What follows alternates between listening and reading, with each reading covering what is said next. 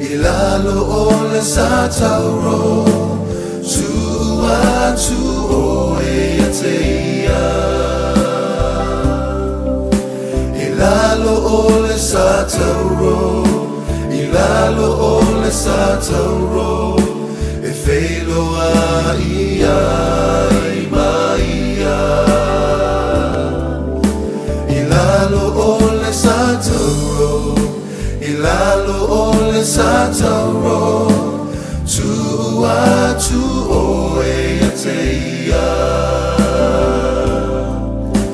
ilalo ole satauro ilalo ole satauro e filo a ia maia ilalo ole satauro ilalo ole satauro tua tuo e ateia ilalo ole satauro ilalo ole satauro e felo a ia maia ilalo ole satauro ilalo ole satauro tua tuo e ateia ilalo ole satauro ilalo ole satauro e felo a ia maia ilalo ole satauro ilalo ole satauro e felo a ia ilalo ole satauro ilalo ole satauro e felo a ia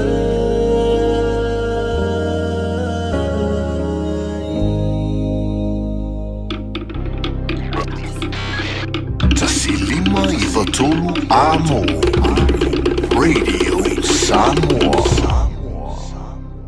Ua mawhainei o na whaatau wantu tō papa le Digicel i lunga o le upenga ta whailangi a le ClickX Pacific. E mawhaifoi o na lafo eise leni i le MyCash a le Digicel i Samoa tō ngā whiti mawaruatu i le na o le 5 tā la. E le leile reiti aso taitasi ma e whaingo fia foi o na e listalai. Asisiane i le clickx.com e lafo aisau top up a le Digicel. Pe lafo ai foi sau tupe i le MyCash a le Digicel Samoa tō ngā whiti mawaruatu. Morisi whamtalanga vla au le olua tasi 5 tolu tolu fafa. Olua tasi 5 tolu tolu fafa. Talofa sa mola tulupele. O leo to amtaria le unanga le tatu tui sa mau Manhattan Farms and Center. O wale tau tuaino le mamalu o so tatu watunu ile nei tausanga. Mo so se fa moe wai paiponga, maliu, aso whanau, reunion, company functions. Ma tau te keiteira fo i tau maftanga mo so se fa moe. Tui sa mau catering, tui sa mau band. Olo ye fo ye tui sa mau bakery and Island Food Limited ile tasi valwan o Great North Road i Avondale. Nga se sei falawa panivide. Mali telo tau mafa SS awale fonga tau mafa. Moniso fam talanga bala wane loa i a lease and maki te o ile olo tasi oiva tasi o fitu o valu. Olo tasi oiva tasi o fitu o valu. Taraflava o David Tua le nei olo e whaafonga mai pēi le Radio Samoa tasi 5 i Vatolu Amo Samoa i amanuia le nei aso.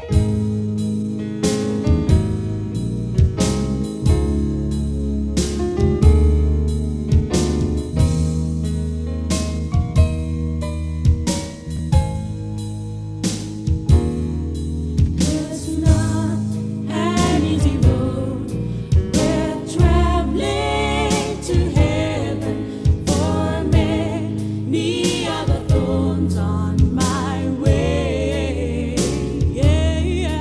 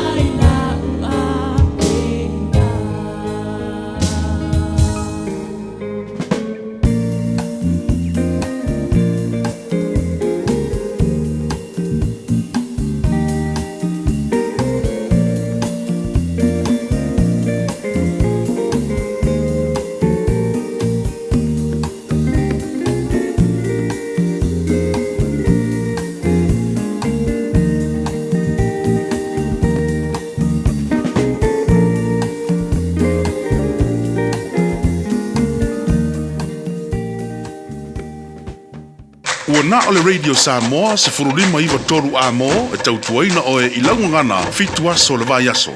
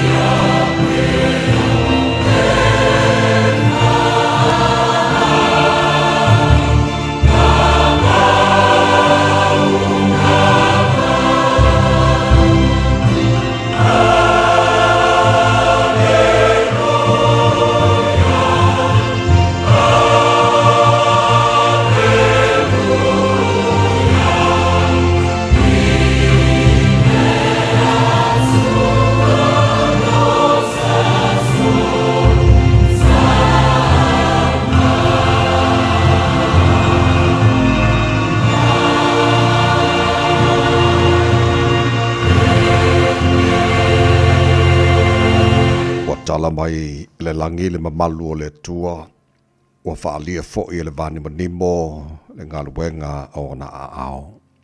O lo ta watu le upu le tasiaso o lo whailoa fo'i le poto le tasipo e tonu fe'au ale alii e whaafia i le loto e mamapolo inga ale alii e malamalama i mata.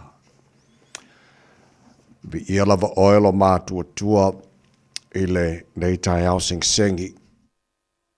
Tai au te tō au, tai au manino le asa fau e au mai.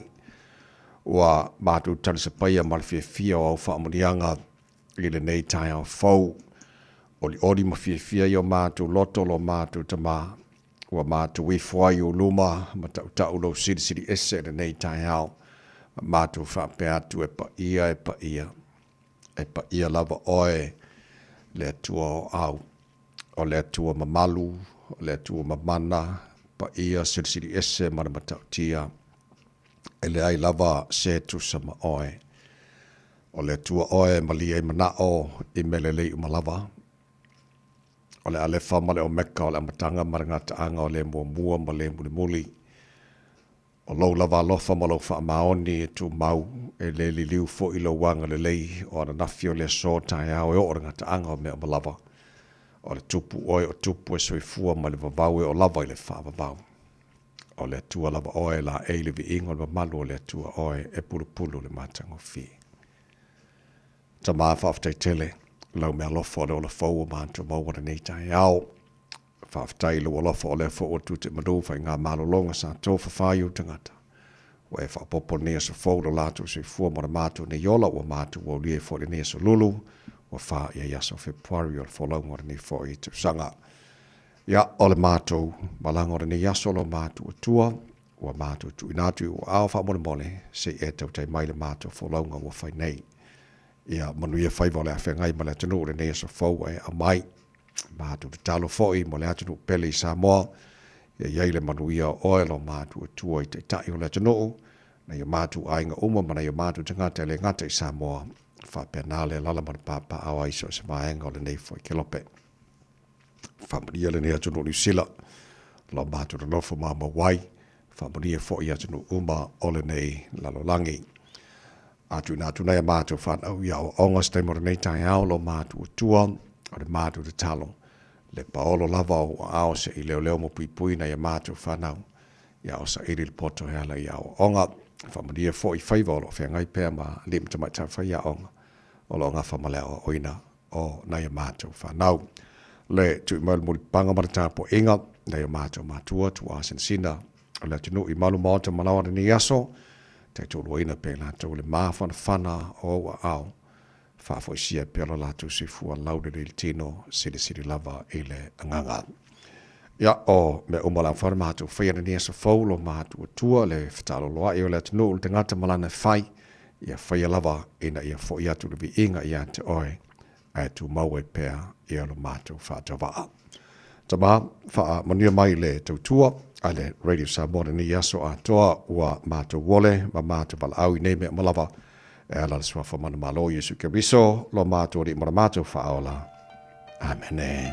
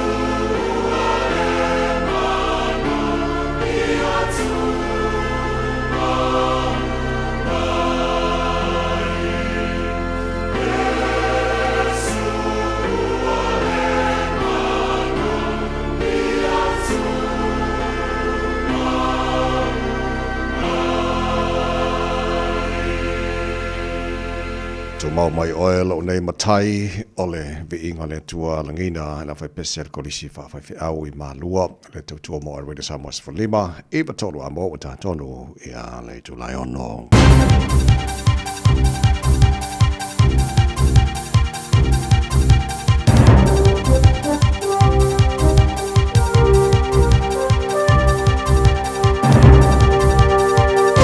In this update, finance sector leaders are banding together to figure out why New Zealand home insurance rates continue to rise. Ministers have invited the Council of Financial Regulators, which includes groups such as the Reserve Bank and Commerce Commission, to investigate the drivers over the next 6 months. Home insurance premiums have reportedly grown 3 times the rate of general inflation since 2011. Emily Ansell reports. Finance Minister Nicola Willis's cabinet paper says the reason our insurers have higher profit margins than Australia are unclear. It states our higher risk profile likely contributes, but it could also indicate weak competition. Fears changes to the licensing system could embed existing equity issues. The raft of changes would see the full test scrapped and restricted drivers spend 12 months on their licence if they're under 25. There's an option for drivers to reduce time spent on their learners by recording practice hours or completing an approved practical course. Driving Change Network Director Randy Robertson says that could create a barrier for some learner drivers. Education ministers are under scrutiny from the sector. Teachers are still waiting for Year 9 and 10 English and Maths curriculum resources despite a mid-January deadline. Erica Stanford says she met with the PTA last week, but the union says no meeting happened. President Chris Abercrombie says the government must work with schools while curriculum changes are rolled out. There seems to be this increasing pushing out of the sector by this minister, and the minister is sort of making proclamations about this is what we're going to do. The median sales price for a house in Auckland has reached $1 million for the first time in over a year. The average last month was $1.17 million, almost $36,000 more than the average for the previous 3 months. That's news. In sport, former All Blacks scrum doctor Mike Cron doubts Steve Hansen and Ian Foster will return to coach the national side. The Heralds reported the pair, currently at Toyota Verblitz in Japan, have been approached by New Zealand Rugby to apply for the role left vacant by Scott Robertson. Hansen departed in 2019 and Foster in 2023 after respective World Cups. Cron explains his logic. Steve would be, the bus is gone for him, he's heading towards the twilight and really winding down, and Fozzie, I don't think he'd want to go back in again, it was a bad situation for him. Both the New Zealand men's and women's 3x3 basketball teams have qualified for this year's Commonwealth Games in Glasgow. That's news and sport. I'm Jodie Gill. Ua na ole Radio Samoa se furulima iwa toru amo e tautuaina oe I laungangana fitua so le vai aso. Momo nei tai au o wha talofa o te wha whelai fo I ma wha tu lima le awa tele lava male wha aloalo sa molo wa tenu pele hilpa ia male malo lau wha whonga anga ele nei tai au sengi malo lava la sui fua manuia. Wha malo fo le tenu fo lau o te wha talofa swa wha manu malo le tātu wha oro Yesu Keriso o tātu maua I leola I lo tu sui fua manuia mo le mātu malosi ele nei fo I tātu nei tai au fau. Avele mua mat wha sangi le tātu ma tai le langi o lona alofa le ua mo le mailo tu sui fua mo le mātu wola o tātu fsile whaia fo I manua le o mala nei tai au tātu avela I elevi inga e a te I alofa mailo tātu o tua tau tai tātu wholau wana nei fo I asa ma tātu wholau le lalo na alofa o tātu iai le nei fo I asa lolo o whaia I asa o Februari o tātu wholau ma le lua whea lua se wholo ma le ona o. O se maino whafonga le poro kalame maro le tai harawini Samoas Whalima e matonu a mo ne whio nganga le mana tāsha wa e lua. Social mai insini o tātu Facebook ma le YouTube o rin Samoas hera tasi patea ma le whio ngapesta au chelo le sio mato o na nei tawai meni tau tuina o se pai ele tu lai se wholo I le tai o. Nei malo se whomalia ngana mana nei tai a fo. Ia, tai au manino fo I lau se sunga le au hao le nei fo I tai au vi ia le li il nei asu fo whatalo whatu fo tamo la tunu pele malo le soi fua manuia. Kau malu mai nei tai au. Ma ia ni kai au fo ori. Ia wa fai foi manwai aso la ko. Whamana whanau tele tula e ono, ia, ala mai mo mala whawhau ma nei tai au fo. Ole, lui tau, ma le aso.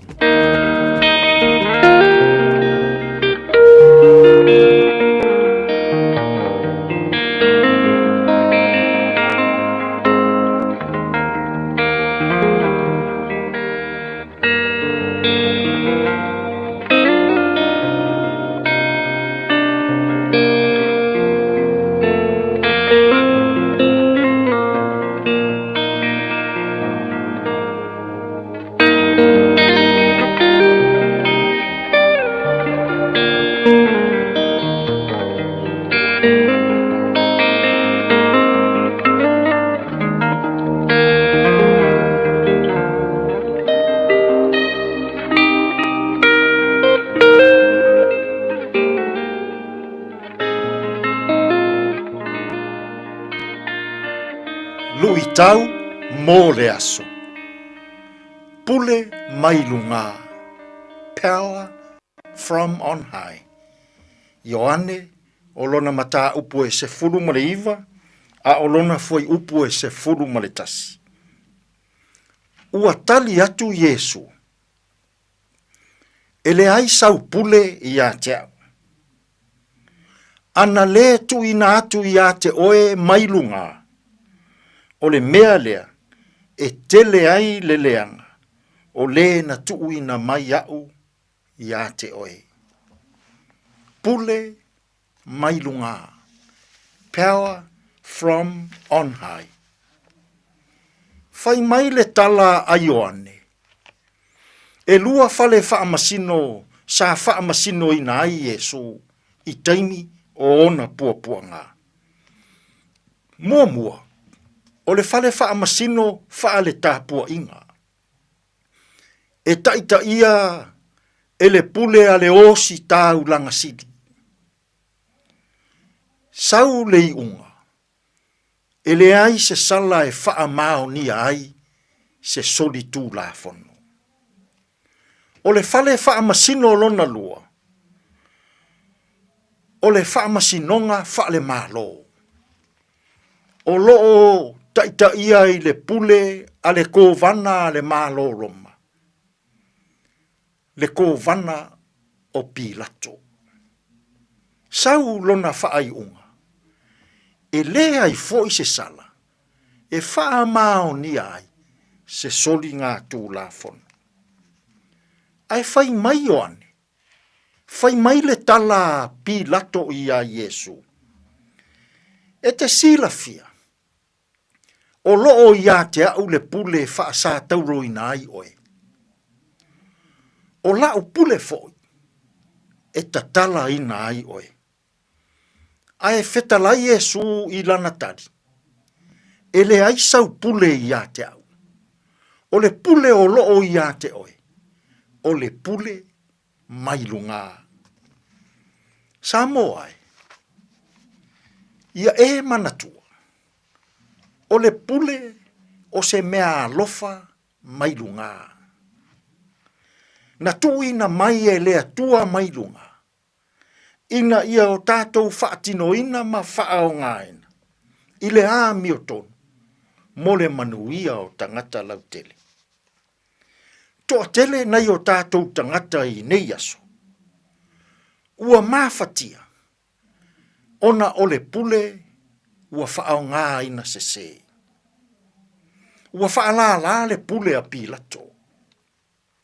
O lana pule e ola ai le tangata. O lana pule e oti ai foi le pāngota. Samo ai. O le pule whaale atua. E whaia i le ami o tonu. E whaatino i le alofa. E whaao ngā ina i le loto whaamangalo. I le nei aso. I a tātou whiau mangaluenga. E whina ngalo le atua. I lana pule mailunga. Ua i a te i tātou. Ia whaatino ina i le ami o tonu. Ina ia manuia tangata lautele o Samoa. Ai ai le nei aso. Pe a se i whaao ngā ia laupule. I le ami o tonu, i le alofa, i le anga le lei, ma le loto whaamangalo. Tātou te talo. Le atua mamanai. Ao maia i mātou uma. Ua i le tūlanga pule. Ina ia o mātou whaao ngā ina i le ami o tonu. I le alofa, ma le anga le lei, ma le loto whaamangalo. Tātou ia malau fio ia mātou whiau mga ruenga o le nei aso. E tonu ma le lei ai mea umma. Lou lava suafa Yesu lo mātou alii, ma lo mātou whaola. Ua mātou tatalo atua i nei. Amene. And I used to do.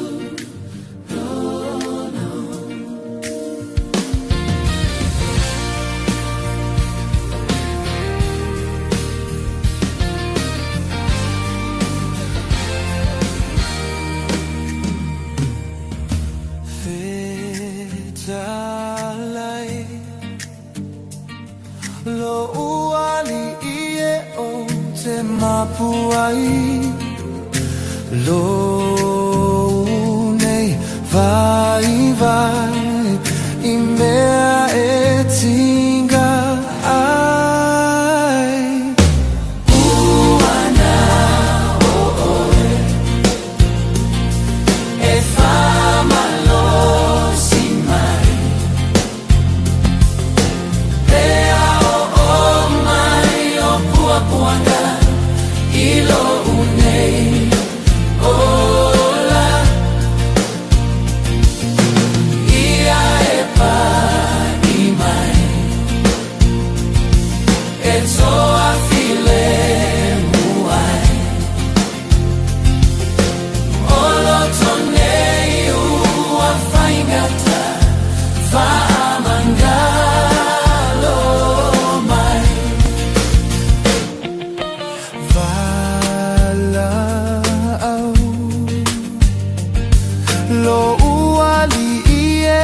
ata ofimau lo uola I oa au e songa le muai uana e whaamalo si mai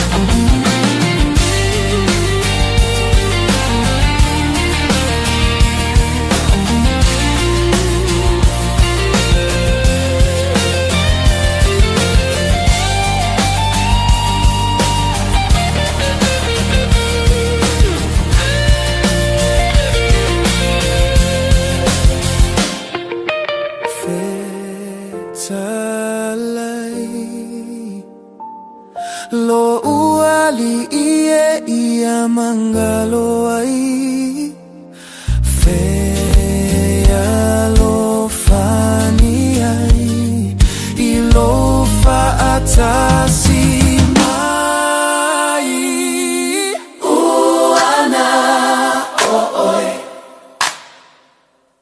E fa amalo si mai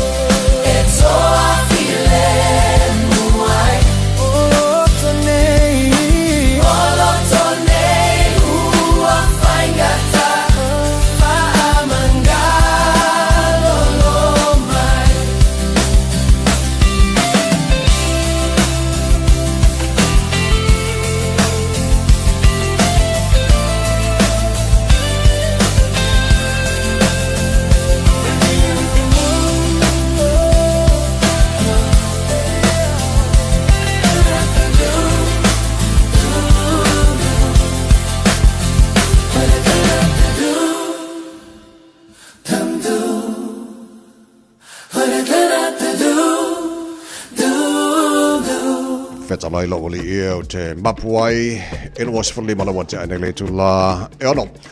Nai mino te ona wha ngā sono fwoi loa tāra musika so I whai whiloi o le tae au e mako ai wha fia ma wha si vai o le tae au kau maruru e le tae au pēa.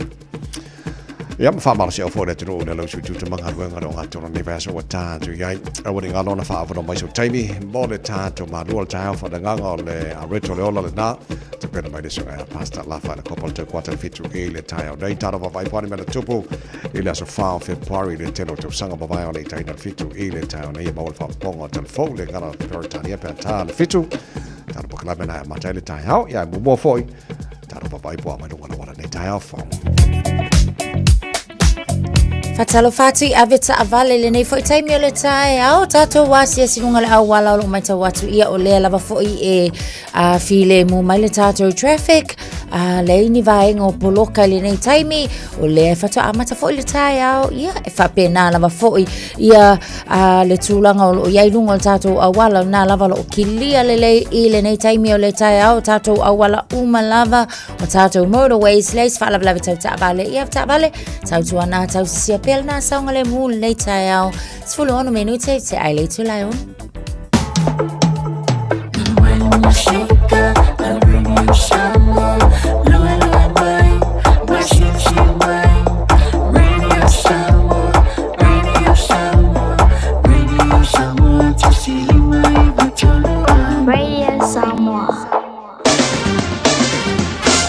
Mai ngā matal talo le tau nei foi tai au fau le no whanga whasalonga Radio Samoa Tamaki Makaurau au ki lani sifu fitolo e le malu le e nei vaenga le tai au fau winga wha mawina le tau le so le whasalo na awa oa pa utimuni so taimi langi le leile au auli ma le fiafia na nei angi mari ma savili mai sauti sa e lua se fulu ma le lima o le maununga o le bela fa mawina mo au kilani ile ne yaso se fulu ono i lona mawalalo tai au pe au dio le fa so poina awa langi le leile tau ile telo vai ngo au kilani tu sa le leia le bela nei ma tai au lua se fulu lima i lona maununga le vai ngo yon tuatu las for railing Aro mai tangi dei ele ngala so mano ka ko wa langi le leile tau lua se tonu le maununga le bela las for railing Asto na ilangi le fo ia so sala ngi le ia so fua so lua o wo kafe fele sa wo februari so le sa wai ele ele fa ka fa februari le langi le le nei a o fa mamonga na na mai tau o tu na mai le fo tai au fo tu langa masani au fa so fo ko kala me malo le tai au na fa tara pa mai tu langa ele tau tiro isi ba ngor sila fa pena fo tau sa mo mani so ba ngor ke Lopez full fit one afa wo te ai nei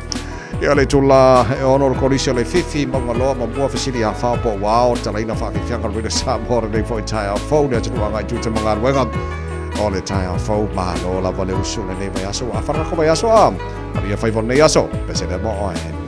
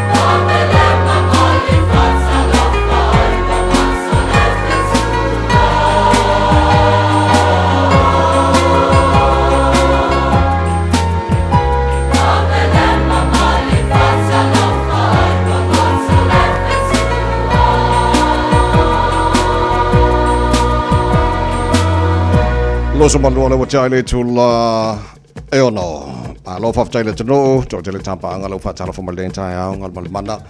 Longal Facebook, mari YouTube pro Samoa malo la persi fo manuia. Le songa paloma se mau, la fa fo mai on driving range, Portland, Oregon, e America. Malo la fatu, la songa paloma ma faltua ma ainga, malo fa aftai. Patis malen tai out, to le tanto pa angalo fa fo mai Australia, Christina Tanvasa, pena fo ia le nga oputomuli. Western Australia, Christina lefa fo mai o Melbourne o ka fefe. Kwa ko kere ka kuai ngi kai. Manu tu wanga nui, is it wanga nui o fanga nui? Le sunga sa bea, na lo si fu fa tai fa des mai ya marco kele ona e taru pa angale o Tara, Manu Reua, Mangele.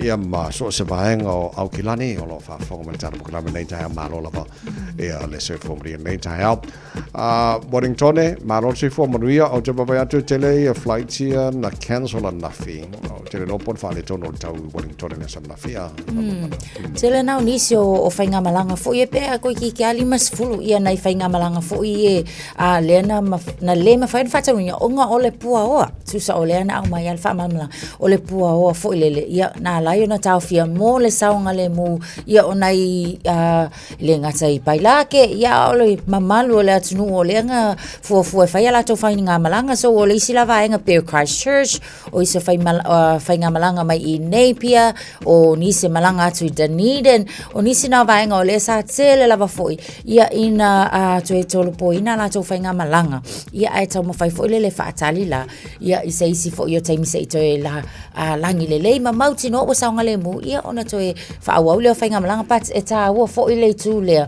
ma fa afta ia fo ia le ngaluenga ai la tau o e o lo matai tu ina ia tu langa ia le tau ina ia ona ia lu fainga malanga ai toe pa le lungo le ia ia tu langa le tele na o vaenga fo le ma fo wina ta to is time a te wanto fo ia saunga le mu tangata malanga I lungo vale le e ala I ona fai unga company vale le fo le au te no pena fi ni so tanto sa mo sa fa mo malanga mai Wellington e inisio vaenga o New Zealand nafi ia tu langa na pe ona ia tarsia ia le malta Wellington le foi tai fo le maro le to ala papa a o lo mo ia malo tarsia o mi sa bidika ko ngai aso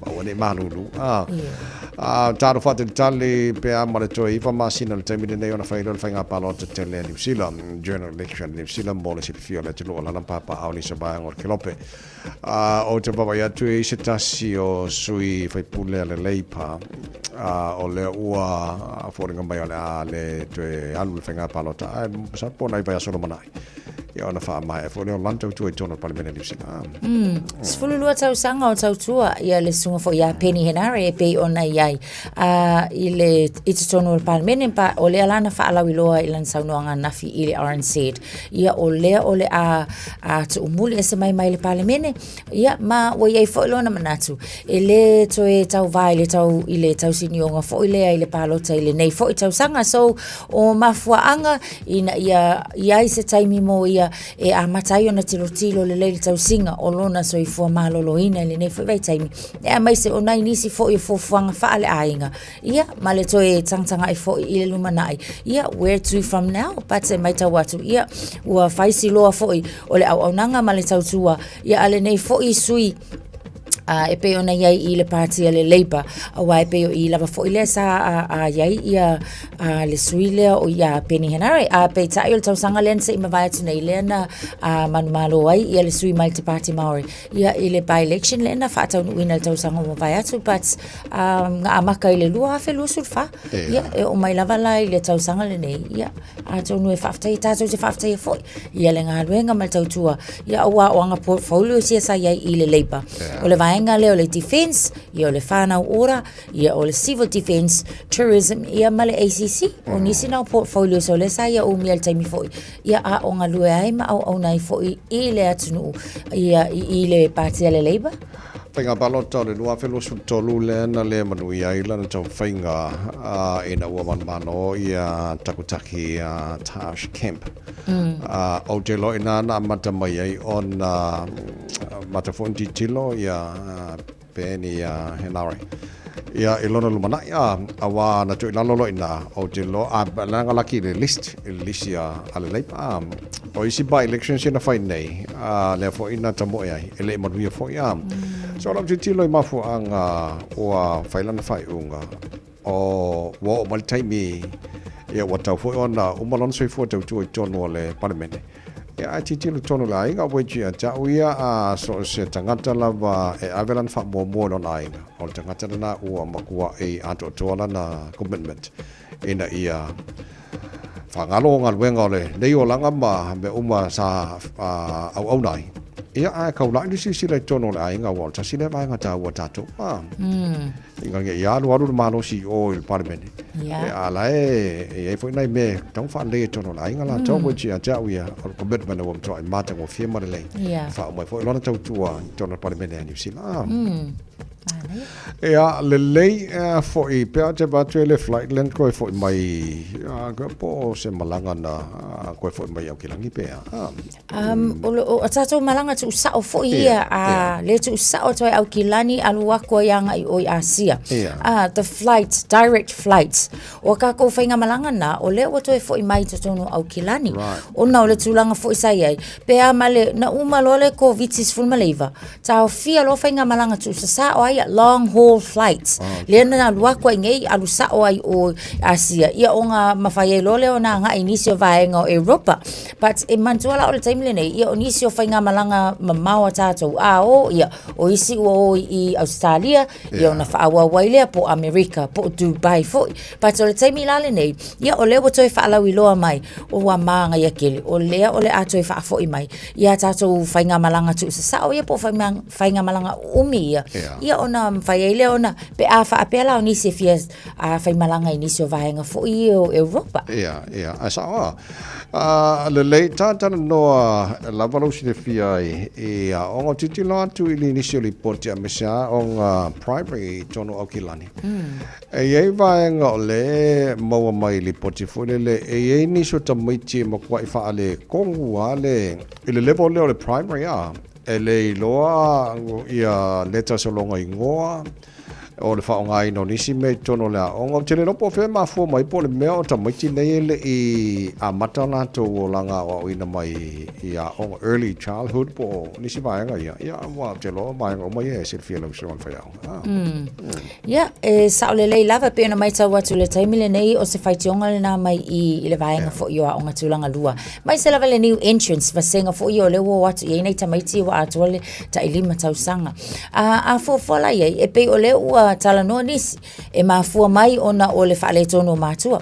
e yeita mai te o le mo le mawina mai i to tono o onga tūlanga lua e mau ki ngoaile i alu ka mai kikinga i se a onga amata po le early learning service ona e loa lai tūlanga fo i o le aluaku e le tautala o le isi tu o la lava se i vai atu le whaafonga la tunu o la aluaku amale napi o le isi vaenga e le i mawhai lava fo i le tamaititi ona uu le penkala o vaenga ia o anga vaa mato mai a mata ia o le whaatunu i nei tutonu o ngā mata whai ngō fia fo i la o nei loe whai a o ngā i le primary school e le i alul ka mai kikile i la o ngā mata le anga i kakao so sta mai titi a sau mai tutonu o ngā mata e o mai wailoa lo na ingoa wailoa ia a fo i le notice ma vaai mata i tusi o lo na ingoa wailoa fo i upenkala e iska mai ki akula o ngā maka ma ku i alu i le a kuoltu singa o le ingoa but ia te aulaia a fai i le malo e le compulsory ona ata nga i lunga o le website o le Ministry of Education fai mai le whaupunga e le compulsory a onga a mata mo ka mai ki lava but e ivas fulo no tesi ma le valu pasengi o ka mai ki o le mali leo la tō mātua e tu tamai ti a onga a mata so why looking at early childhood when the government says it's not compulsory o le a onga ia school e a mata i tutono le primary school so o ia ke aula ia o le whaafesiri la le na a faila e loa ka kaunga whaata wale ave o tamaiti a o ngā mata. Ka fulanga Yesef Sosoani mātua. Langa ile ka ngō fie fo ile pili e ave le tamaiti ti a o ngā mata. But ole a o ngā mata ole a makanga le ngā ole ka pe nganga o ka maiki. O ile foundational skills mo le long life learning a tamaiti. O I konga a mata so mātua fa malolosi. Sa ili ava noa e ave nei whanau I to tonua o ngā mata. O vaenga lo tala no por kala me mol fa fo male general nei tai o le so engala por survey na fa to tai Auckland Primary Principals Association. So lo to va tu se laudo se furu primary and intermediate schools. E iwa se furu malu pasene o a onga tu sai mali potile o le ono afia il tu langa le a lo ku kama kiki le primary ale lo ulpenki o so kele le fale ko ngori Yeah, but I mean, titi lo atu afa pe se laudo se furu primary ma intermediate schools o le na afia ko ki afia o ma o ngai kongo o ke langi foi den. So na lui tau mo tatu le tu langa lo so al fa ya o. A me se fo fa fonga ba nei matu. A me le tau le pua mala foi o. Ai e foi ba nga tau na fa fang. Ia ma fai foi mo lui tau le fa fonga ba nei matu nei tai. O le fa ma lo se ave tamaiti. Ia ta wa ia le ia se langa ia le ka mai ki ke tolu tau sanga o le wa watu tono la onga mata. La lua ka la ia le napi. O le ngalwenga la fa ya onga. O le tala noa le matua. Wa a mata ona tatau ona kolengi le kama lea po le teine lea ia a mata ona le whaonga le toile e o lava fo inga luenga fo i o le whaiolo na se e vai a wa a fuele li poke primary school e o ai mea ia le lo fo inga I ka maiki wa wata whai but o le leile na o le au maita tono la onga a mata e whaaka I ka ia le whaia onga sosoani le whaia onga fau wa lea a vatu I oi matua fe sosoani mai matua inga ia wha au le ngalwenga le wa a mata tu whaia onga e alula le ka maiki o a wa maku wa I ready wa school ready le tamaiti te alui o wa I loa tautala ia wa lava fo longa malo si anga lona ma fau wa a eu mai le sika mai kiki a la wa to lona ia loto le ai o sia wo fo le la no paula but o ka mai kiki la sa wa mai le fale alui o la onga kamala nga le ua I ka ngi fa kai kai ko I vili longa a inga a ia mal fainga tala le na fainga tele ia ona maona so tanga fo I e va vela na oi e ma kwa slow wala te afa apea ia ole afa vai tato tulang ole ia awala mfaina so ta ia onga mata ile tu tau pili afa apea ole pili le ia la inga fefe tato e aveta maiti ola wa ia fautuanga tala noa ia onga asawa so dos fulono milo tolo John talo le tu la e fitu le porkala me maro le tan re sa mos falima I botoro amo na tano va vai swingo le sene tono New Zealand. Ja, maar van verga man penino tia fau manu ole bao. Kia ora, good morning. Manu ole bao se I whaalongo mai lautala. Le mafua anga le malingi sa olo I mata. Lau penina lauti whalau rula whala. Le ne mama mai. Le ange mai ole pisana. Ole sabi kenda paio na uto ta umaya Nel mafua anga wasuia ya lo faya ita Samoa se papala nini we pose saina Afai ele ai Ayo se anga sana ita Aweles now Sala ea, poua mapua I sea Ona ole vai, ole alofa Ole tete leo si oma Mamai mai lodo tono aso wa te hena ua Nene iua paai ufa apo e mana Fale atua ia umilo soifua Veiloa I se aso Leo la malena mi e mama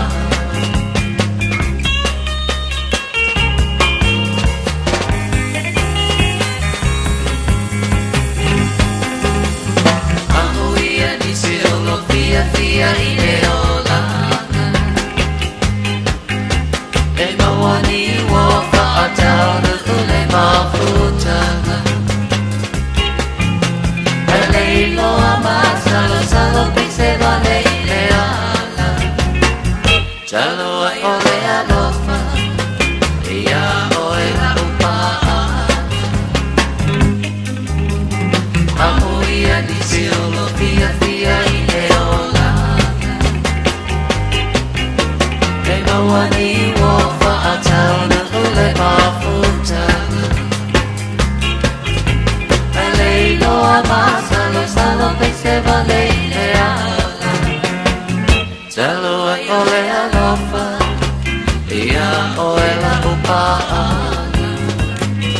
Pe moni e aita Rua e leke a mai A pai rua mo koni lea Sau se tau tala mai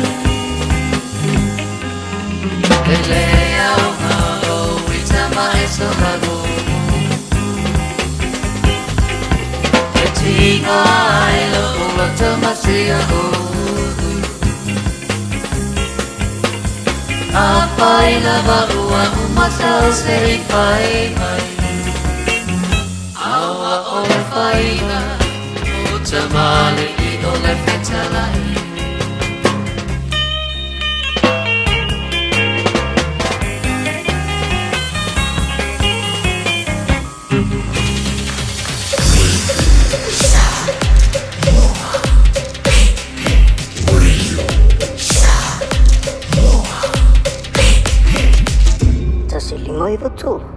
O le Casa Beds and Appliances, o le tali o manaonga, I o loe whaatotonga I lo mauta, ini tau le lei, toi ananga tā, e mawai moenga ngā o si tutono New Zealand, wha a pese tino fōa le potumalo lo, lau ai manafoa, TV, la au pese, usa aisa, masini tā lava lava, telefoni fe aveai, maisi. A whiu ane loa I le whawhituwha Great North Road o tau, po le tolo whituiwa Great North Road I Henderson, le Casa Beds and Appliances, telefoni ovalu selau, lua lua lua, 555, ovalu selau, lua lua lua, 555. Matau te whaia ni fo aroi le aso lava e te whio mai ai I le Shine Dental, ai e iai inga whapitoa. Matau te salia le Afterpay, Zip, Q Cards, whapea Wins Quotes I le Shine Dental. E whaia fua whatalanoanga ma le ACC I le Shine Dental. Le aise titongi mo whanau I le bao le se furulua I le se furuwalu tusanga I le Shine Dental. Talanoa mai le titongi ino le whainga o nipo e whaunga ai le Zip, Smile Now, Pay Later. Le aise tului I le Shine Dental. A whio mai le 555 Great South Road, manukau pe bala aule lua fitu ono fafa lua fitu ono fafa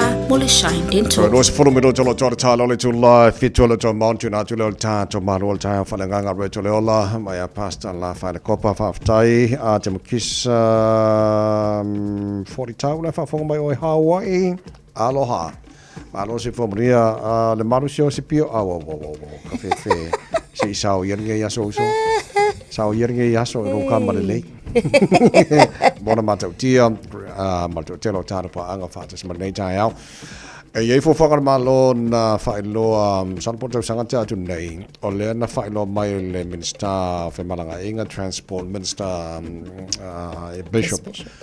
I le tūlanga I le sene o te tilo atu, pe ia whoninga mai e le leimonisi.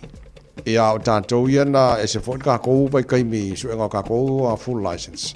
Ia sa ka whaingkara kiki ai mana ia pe ana I suinga ai suin masinga fōpo I lua masinga ai peo ke wa kufka happen to sang fōpa wa o le sa ia le proposal lena ia sa tsauna amata ia Julai I le tausanga le nei le suinga fō lea ia pe tai o le watu I le lua sulimo January I le tausanga fō ia pe a kau whai au lia la le ngai au whai lai senge ia la but o le swinga fō la le ia o le vaenga fō I la lea I le suenga wa mana tua o ka ko umanga su el restricted license ia o nga whaakali la ia lea ia ono masina ia koe alu o isi ai au ar fululua masinga pe ka iongo kausanga ia nga whakakoe o lo le su el la tau full license but I le swinga fō o I la tau umala ia e luasu 5 tausanga anga I lalo a whaape o le learners lea la e yeilo license o lo na winga se fululua masina e te nofo I lo learners lena ia o nga ko meki le nga ko le asulua masinga le nyo molianga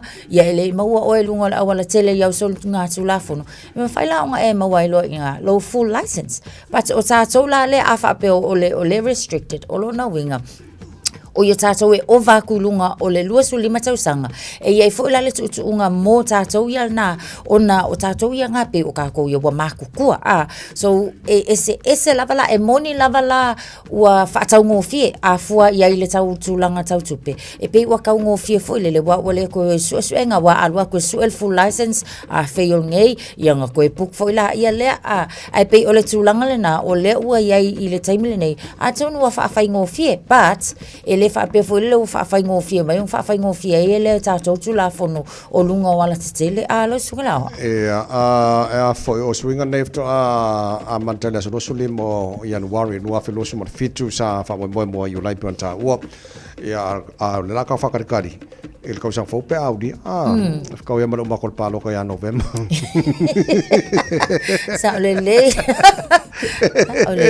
ia ole na so na swinga na lele a pe na ta wo fo lele ia lele ia ti la tu la ole ta wo le full license ia le sa i was full baru i was full ia le ola pa o le losu le mai furu o jo mo ko ai ka ngofie e pe ala tau titolo tu la tau e penga fiki i vanga le te polanga tal vo te polanga tal vo le titolo tu foi le ia wa ke lo online to tele la to fio ala ko i nga wenga le fai ona le o inga la ko full license tu la fa pena ia le fo malo all pore le la fa fingo fie mo ko fingo full license e o i fo le ko ko penga ka ngofie ba o lo sun ko nga full time Helena ya wa ya isi fo ye wo matutu lava ai le mafaya o nga mawangi lai sengi o nga o le fefe lava I lava nga fo ile le su ele lai sengi au isi fo o lai lava no fo lunga o la to learners ya mafai nga kai lava ya wala pole le la o sau ka ko le la sekseki ka ko vanga le asa to se full manono mino tolo talo le tu la fitu malo fa tele telo ila mai mo la fa fonga le foi time le tai a boni se fa fonga mai FM 106.1 Samoa malo la se fonga le nei foi tai fo ta to sila fa ai a mai fa fa 5 stars le se ta to report mai lunga ole a wala de tuina to learn on ta to proclame a red to le ola o le malo tai fa le nganga ndamo ne so lulu to pena mai se vai a pasta la fa e le copa malo la se fo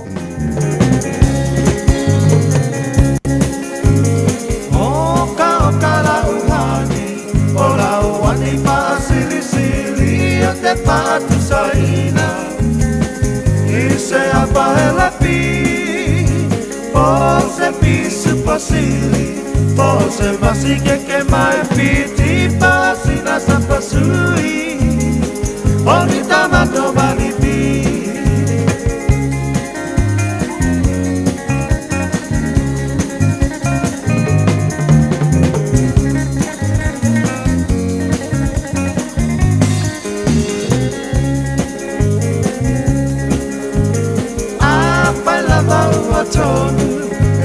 Tony lau pinangalo tapa ai poipo avane ile malo ele anga ole tatua etele ai ole ti akolo pe masa pepe ole po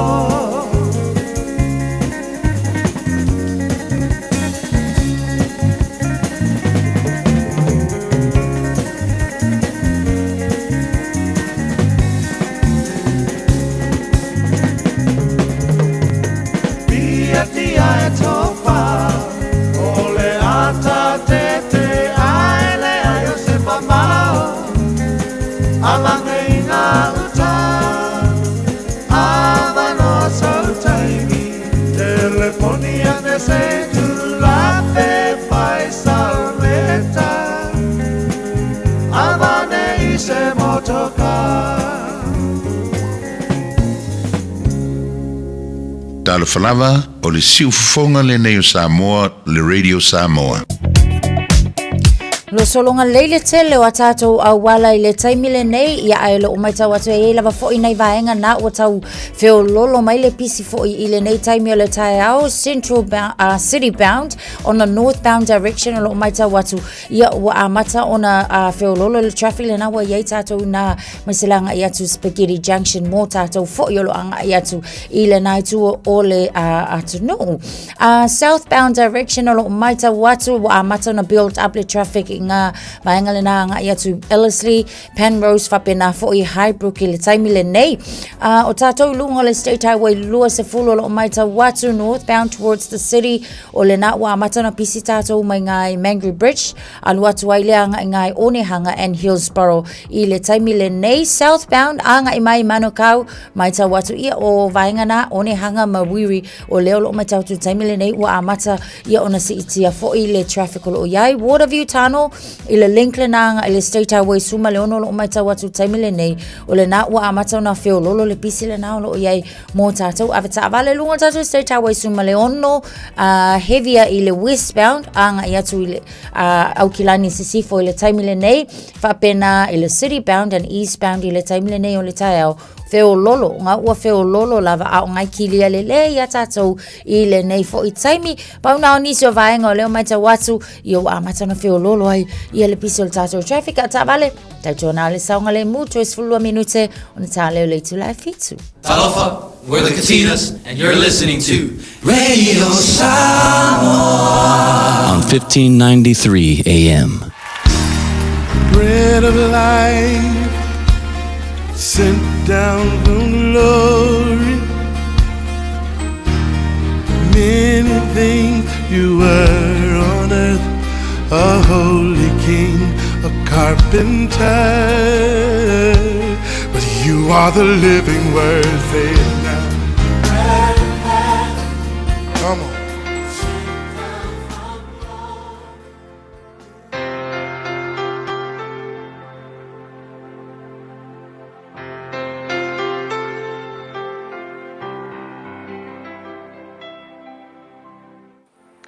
Talo falta to tino o malol so fo maduia ia ile amatanga fo yo fe au manga luenga le yaso au te fa felo ia te o mo fai ona so tai mai tato por kalame ole a reto leola ole Jeremias ful fitu fa upelima e fa pea olo o fa pea ona feta lai mai o Yova e malai le tangata e fa lango lango pe fa tu i tangata ma ua fai tangata mona lima a ua liliu eselo no loto ile le o le upumo i tātou laso le nei whapea whaalangolango i le tua ai le o tangata.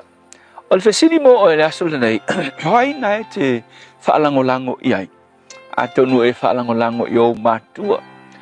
Me ai te len tātou whaalangolango i ai. Whaalangolango i lo ainga. Ia pe ke whaalangolango fo i lo tō lua. Ia nisi e whaalangolango i le pule o lana ngaluenga. Ia nisi fo ke leo tangata ngai kaimi ua whaalangolango i tai o malo whainga malo ia ua vai e whaalangolango fo i le malo e ke vai ku fo i te mi ua kusa meme fo i le malo e ongo tangata e riki ofa i maikala tu spaia e le se kiua le meanga po e pe le malo loina lo whaalangolango i tangata a wafo i la whai maikala tu spaia e malaia le tangata e whaatua i tangata ma ua whai tangata mona lima lona winga ua faita ngata maona malo si anga faalango lango manga mai lar kuspai fe mai le tua e malai te ngata e faia le mel nga awafo lona winga ole tala le tua ona ole te ngata e le o se kual te ngata ngisi kai mi ana e faalango lango kanga pe ia la ki faalango lango ile tua o sini lo faalango lango te ngata na ilo le tua ai fa manatu mai le tua ole kangaka o le tangata ola e ai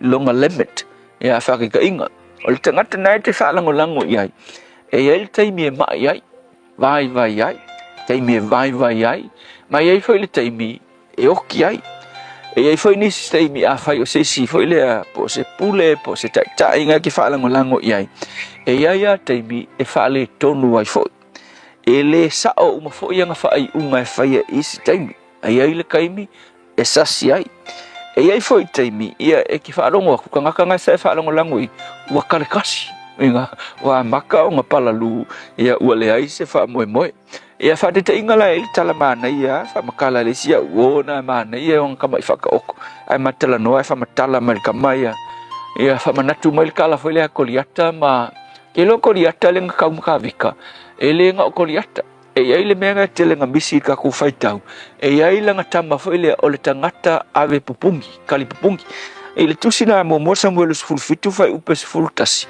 fai mai tala le kuspaia ua sau fo i le Filistia ko liata lea ua faala talata mai ia tavita ai ua mua mai luma le tangata sana ave la na tali pupuni longa winga ngala fia ula vale ke le koriaka e le nga olonga malos ai lo koriaka e ai langa mele le tangata le whaalangolango iai o lang kamale mua le karikake lea ia o kamalanga na makua train whapikoa Filiskia e pui koriaka a sau furu au e punga ko pe a sau le pelu e mo a fafika ya e kamanga e facing a professional le ole ngaluenga le ira elela o mo mai luma o fa pe le kio fia ko ia koriak mai sau se si maka va fele mo melan kamale va pe koriak ia ele ia se fanga e mo luma la mele ke lola le atai o le atol tangata e faalangolango le tangata koriakang faalangolango le tangata langa kalipumi au ta vita a faalangolango i le tua la menku o yola wale ngaku ya kinga nga lafi ku langa vaile me mo faalangolango le tangata a ko nga lafi ku langa kalipumi dia nga fiu a wa le fa pe ki ufanga ku se pulu a uba ai ele iai se ka u le ngata li pumi mal na tangata ile kaimi nga o mai ai le matata vita le ke fa longo i kala masang so bai fiu ko dia ka alo solo ai sau wale ma asau ai fa matala le se fi au mai sau wa mangko i ke wa sau mai sau wa alo solo ko dia ai sau wa pa ko i e fa mai va au ko dos ele ko i e ko fa mai lo kala le fi au ma ia pa i veke mai ya tau i misala o i ale winga tala po ai fa lango se tangate pui oe ma se kiu ai lo langa ele ulele ole me sili o nga mausali e ke fa lango ia fa lango ile tua so le upula na mo oe ile asol nei wai o e fa lango ia a fai o e fa lango il tangata fai mai kala kuspa ia e ke malaya lale wingol malaya awafo o tangata e ai longa lemet o tangata ele ole tua ai a fai yova le tua Israelu mau fa langonga fa pena fo tatu tunu a avea le tua Israelu ma fa langonga Samoa e manui pe le tunu ulenei ai le ul fa lango tatu taima tangata faya upu faya malo awa o tangata fo ipo tatu e iai taimi e vai iai e fesasia iai o ngā whainga leo tatu ale upu mo oe fa lango i le tua soifua le tua whaafitai mātou te fa lango ia te oe e oe lo mātou malua papa e mauai lo mātou malosi ma le wha moe Whaamanuia ia Samoa no lu suafa Yesu. Amen.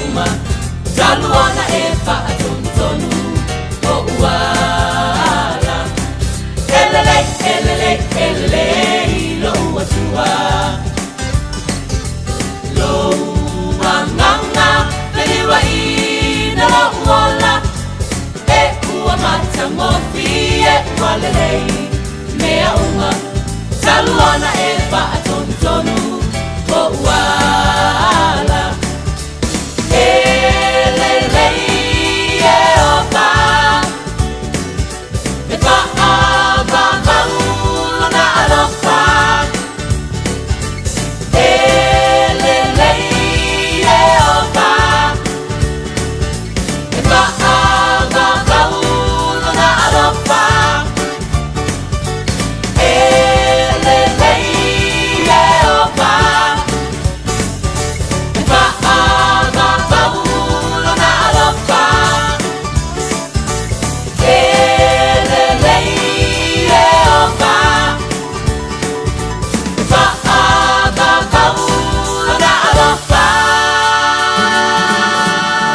o ma whawa baulona alofa le pese mai le Peace Chapel wha mai ai le areto le olone po itai a fau le so whana ne o February o mena tupura nei asu e tau sanga o mawhai. So sanga tasi valu le mai vai le so na toi va ai tu tonu pe na mau ai tu tonu ai kupito se tasi o kopi po lo minga tu ai o le tusi pa ia le safa ai ngoina o le Sinai Bible ia ma fa pena ona aveina ai la e Constantine Vaughan to Shendorf I le lato fale so o le manuscript po o le lo minga le ia na mau ma ave ia I le lato ai ngai le so le na tasi iva no iva se tasi fo yo ingoa ta ua tono tala fa sol pito la langi Yeza Arafat ile so ia na to fialo ia e avea ia mataita ifono o le Palestinian National Congress tau sanga lua fe malefa ile so ia o le aso le nei o le na launch ai ia le tato Facebook mai ile dormitory o le susunga ia Mark Zuckerberg mai tonu ia o le University o Harvard I America isinawa ai ngai mena tupule nei aso tau sanga wa mavai. Te alofa Samoa o Mr. Cowboy le nei. Whaafafonga ma mai mo mai pea I le Radio Samoa. Yeehaw! Alofa Samoa la tunu pele. O leo tu amtaria le unanga le tatu tui sa mau Manhattan Farms and Center. O wale tau tuaino le mamalu o so tatu watunu I le nei tausanga. Mo so se whamoe whai poiponga, maliu, aso whanau, reunion. Company functions. Ma tau te keiteira fo I tau maftanga mo so se whamoe. Tui sa mau catering, tui sa mau band. Olo ye fo ye tui sa mau bakery and Island Food Limited I le tasi valwan o Great North Road I Avondale. Ngā se sei whalawa, panivide. Ma le telo tau mafa SS a wale fonga tau mafa. Mo liso whamtalanga, walawa ne loa I a lease and waki te o I le olo tasi, oiwa tasi, o fitu o valu. Olo tasi, oiwa tasi, o fitu o valu. Alofa lava Aotearoa, o le tala fiafia, ua whaitete nei tausanga mai le ona sefulu lima sefulu wal tausanga le matua o le soifua, ua whaatino I nai polo kalame o siaki ma wha atonga au po tau whale manawa. E le eisa ngaluanga tele te whaia, e au lia lo le lima sefulu walu le lima iwa tausanga le matua o lo soifua, o le alafo fua atu I lau pusa meli, ia le pusa, moso e suenga ma wha atonga au ma tau whale manawa, ma wha amanui atu lo waso whanau. Ai o le vaenga e le leiai, o le amo fua pusa, ma mea whainga luenga mo le whatinei no ia wha ata ma suenga e tailua tausanga malafu atu se I o ina e au lia e fitus fulima tausanga le matua o lo soifua. A vave iloa, ma mau e suenga ma wha ata o ngā au po tau whale manawa le ka nese le amatanga e ma whai o na tonga whatia ma le manuia e le aise tongi e vave ma whai ngofie. O suenga ma wha ata o ngā au po tau whale manawa e ma whai o na wha sao ina iola a mau aloa lau pusa Fai loa. Hey, hey!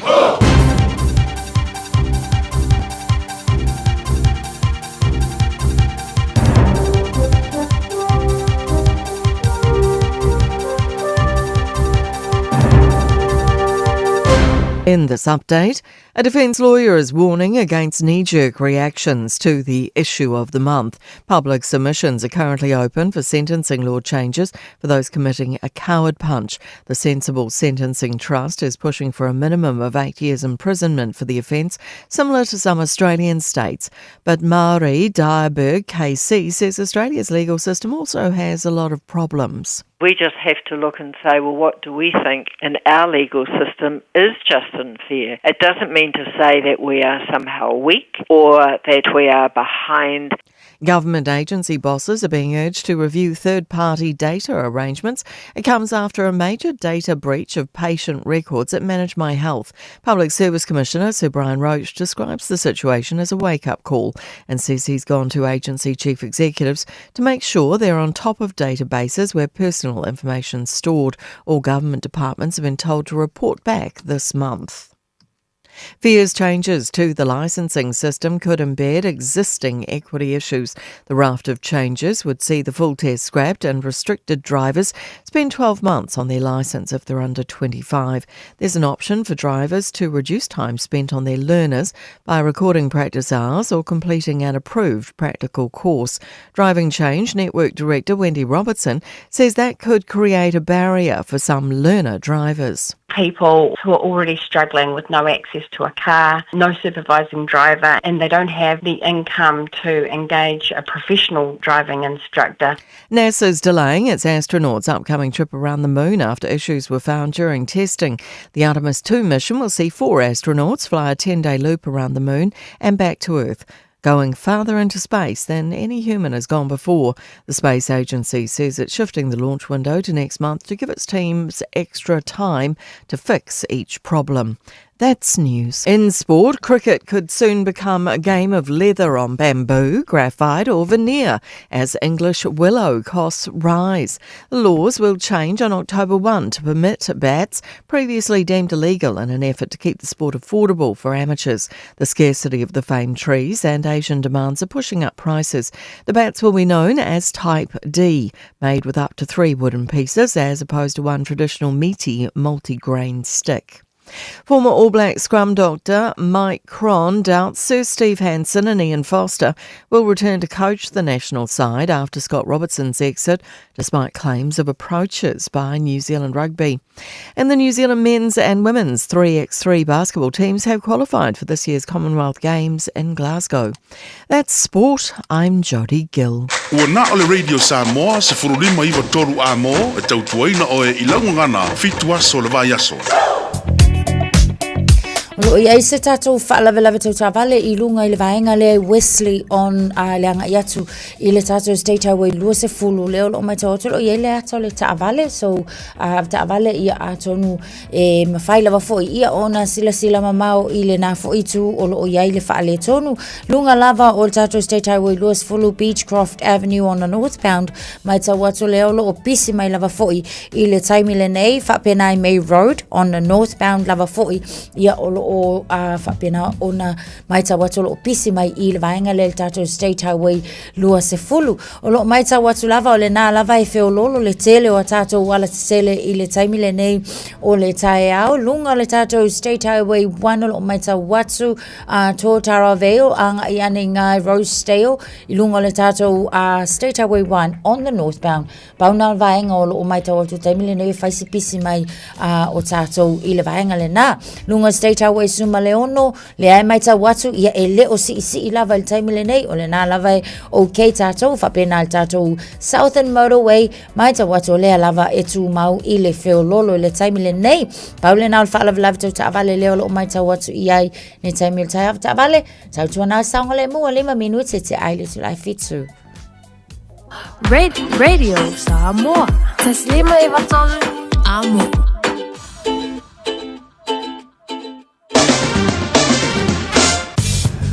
Alo se fofa tele tino la mai boma la fa fonga nei vanga le tai hala vainga lata mai le nei I le tala o le tau le atatu amata mai Samoa va vai atu lo su tasio le mafana fana le Samoa nei vanga le tai au fo langi de lei awa mai fo le tau Samoa fa mal tau Samoa nei vanga le tai au fo o winga le tau Samoa la fa matele na awa pa utimu titi te me langi le tau ni so tai mi Samoa Luas mara iwa maulunga o ele vela le Samoa ne so luas malima e lona mawalalo.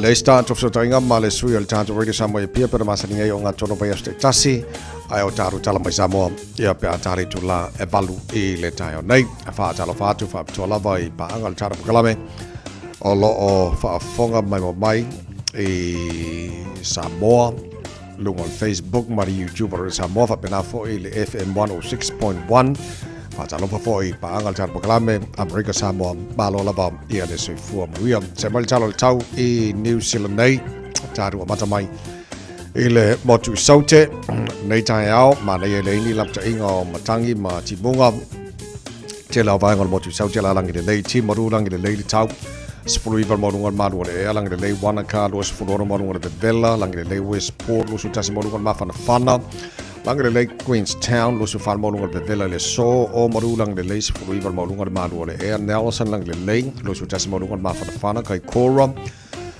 pa uti lang le fo ile towns fulvalu morungan le malu le lang le in Chicago le so Dunedin la fa so la lang le tau le for yasus pul banu mau lungo de malu le lang le Blenheim lang le Alexandra Christchurch good morning Malo se for real nei tai hala lang le tau mo to weng bari marsavidi me ma tu sa as fluiva o le maunga na le maru le e fa mawina ia mo Christchurch i le nei fo yaso tātou papa le motu i mātu o le pito la vadunga motu i mātu i kai tai alu su whana maunga le vevela whasoro na awa pa uti muni so taimi o le nei fo yaso le lombua Wellington good morning paanga umal tara pakalame so svaanga le lombua ma lo la versi fo manu ia nei tai o fos fulfitu maunga le maru mo tau i le so pa utimu ma mal pa utimu nga nei le tai o whasoro twena langi le nei le tau Fasolo nangi malosi marsavili mai saute ini so taimi mo na tau i Wellington fasolo in langi le leili tau i whanganui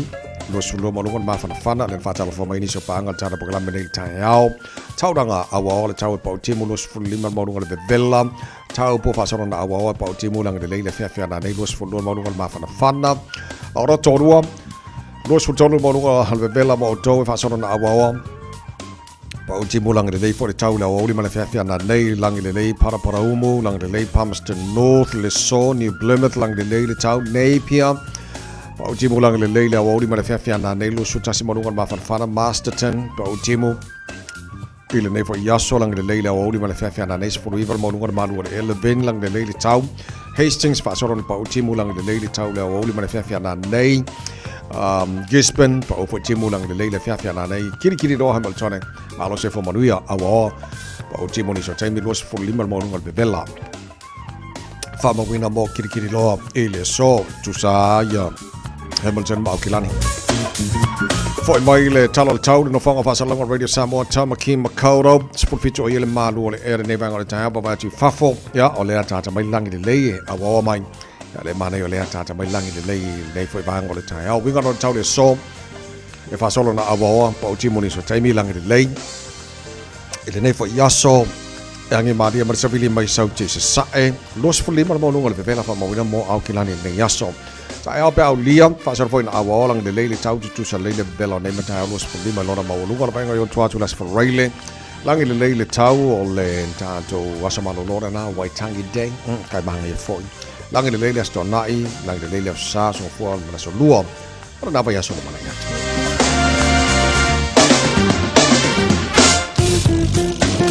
fa mo bonga o mana o tu na mai la vai tau e le nei vai nga o le tai au la tunu o la papa au ni sa vai ngor kilope e le tunu o lo mo ni ma tau mo tau e le nei fo ya se fo o ta to o real to mo re sa mo for ma e ba tolu a mo for fitu lo a se fo o te ale tu lai fitu ya malo fa taile tonu le fatas mai nei foi baenga o le tai au fo ya e mana e foi pe a vai sta tu piti mana yo nei tai au fa mole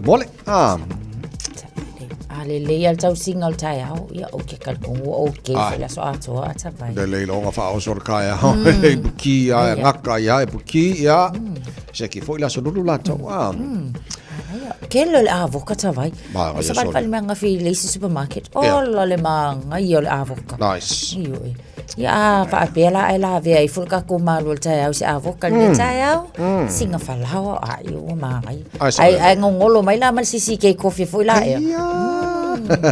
le la ya o le fa manatu le tara pakalame o le foi ta o tele fai o le piti o le tai au le foi tai au fo ta to fo ile va nga lo swing o lai sene ya wala ngo le fo titi lo tu ta fi se fo tele nisi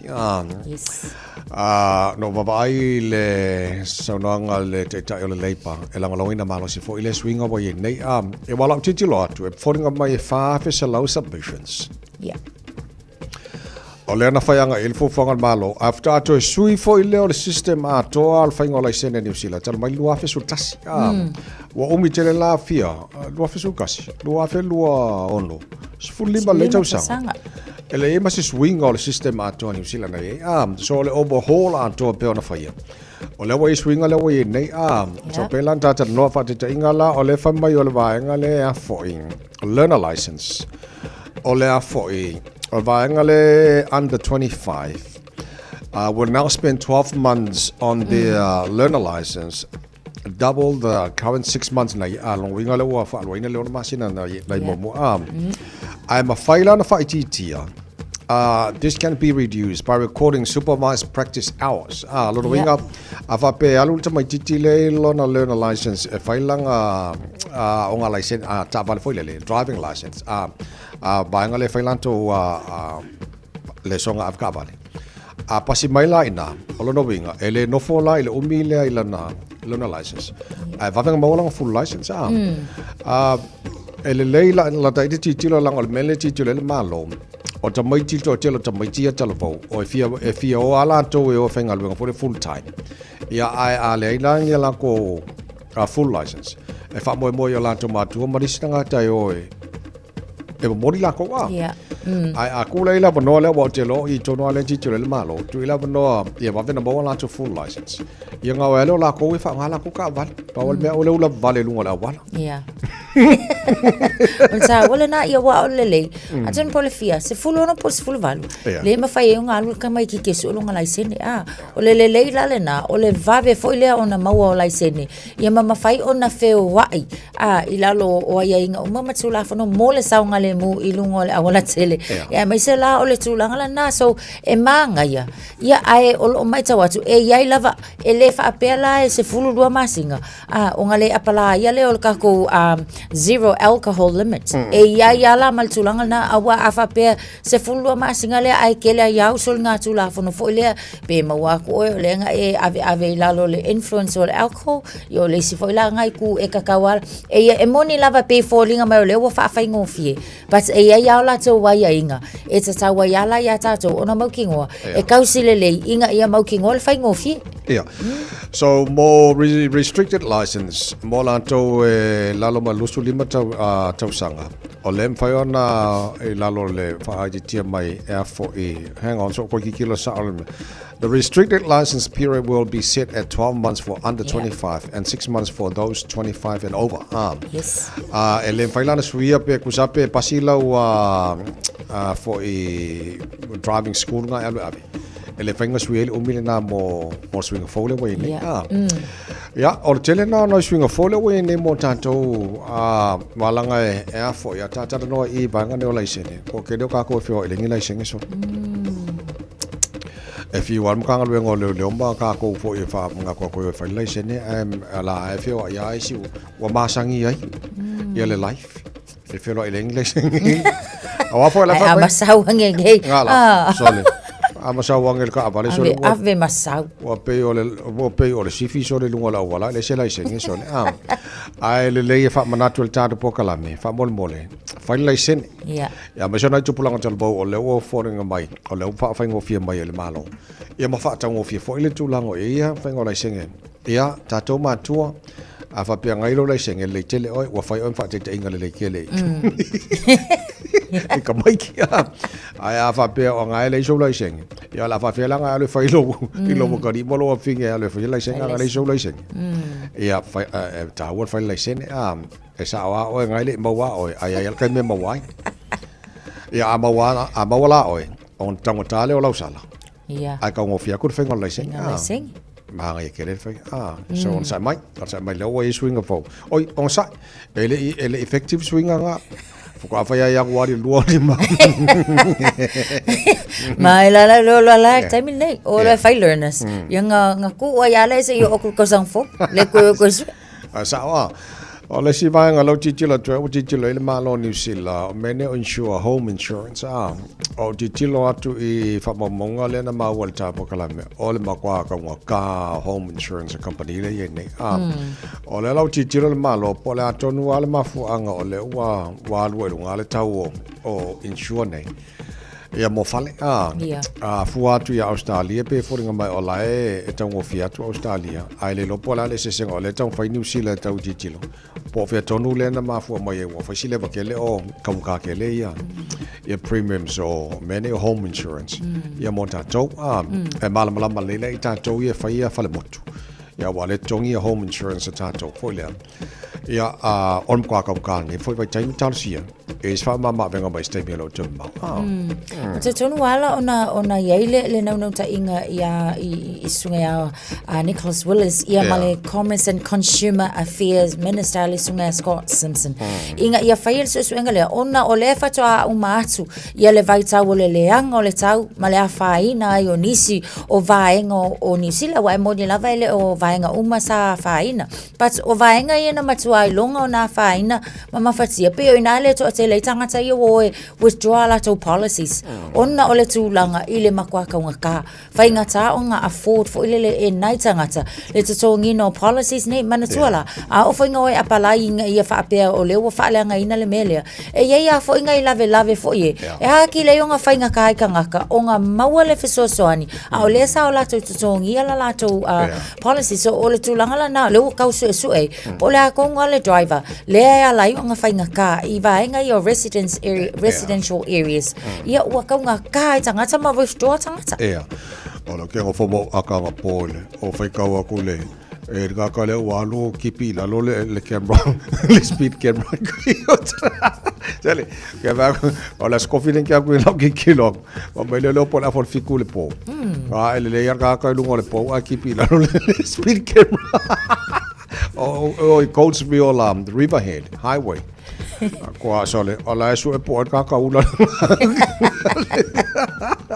alo ko vinga ai wo fiu ko inshallah le camera le ai le lungo le po le camera sole ko ula pale po ia marka ka le sole ole me foi le mali la su vai ola ka su ele a wa foi la le ma wa ko le CCTV foi le ya ngai footage la kia la o ka ko ka vale ole fo de la ngoanga io e longa canopy le la su enga le o le makua I ula la vaso sorry ya le una fali ia le speed camera lenga ya ole la lo fa manatu pele lo e mongia la o la wele ese speed camera ma o ai ku mawa e ono se fulu kilomita le sawa inga le vai na tonu la vale na ole awala so afa pela ka ke uia ya mau ki ngoe sa o la o maliu si camera ai olo ku mawa le sawa fa tulanga ina mo tato ai fa mo leo ngal mana la jitilo atu talu na file camera le il me le Coatesville Riverhead Highway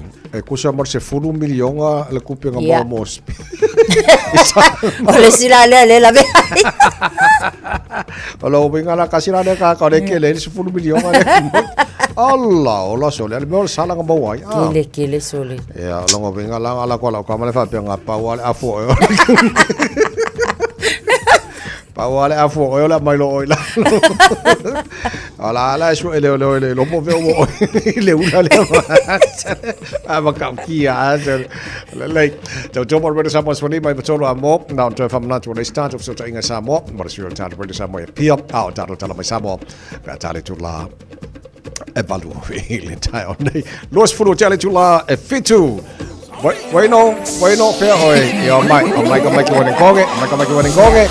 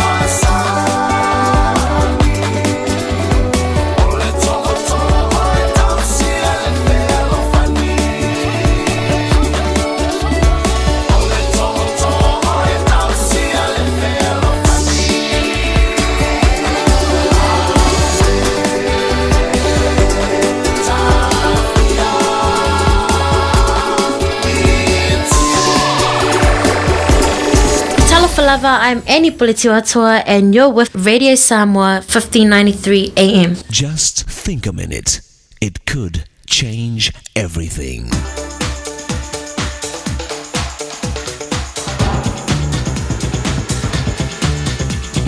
Think a minute. Did you know there's a formula for failure? And we need to be sure we're not following it, because the cost of failure is even higher than the price of success. The first rule for failing is have no goals in your life. Do only the minimum of what you have to do. Don't try to find a better way of doing things. Just do what's easy for you. Remember, you're not a failure until you're satisfied with being one.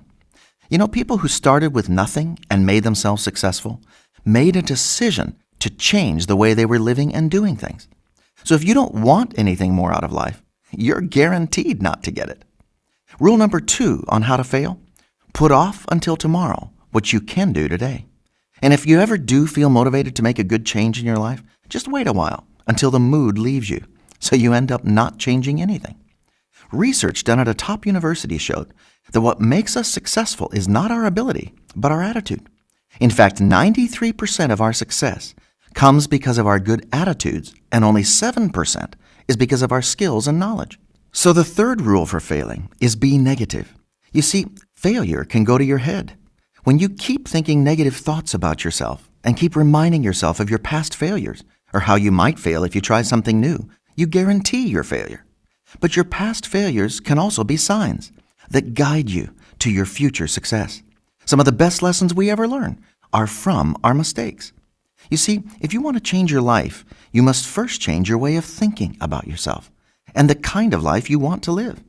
So get the right picture of yourself in your head, and your actions and personality will start to match that right picture. You know, since you only live once, why not make it the right, successful life you were designed to have? Just ask your Maker to help you stop your wrong thinking and daily habits that will cause your life to fail. Ask Him to take control so you can start learning to think and live His way, since His plan for you is to be a success both personally and professionally. Just think a minute. If you'd like a free CD of our top 40 programs, write to us on the internet at www.thinkaminute.com and catch us tomorrow at this same time when we stop and think a minute.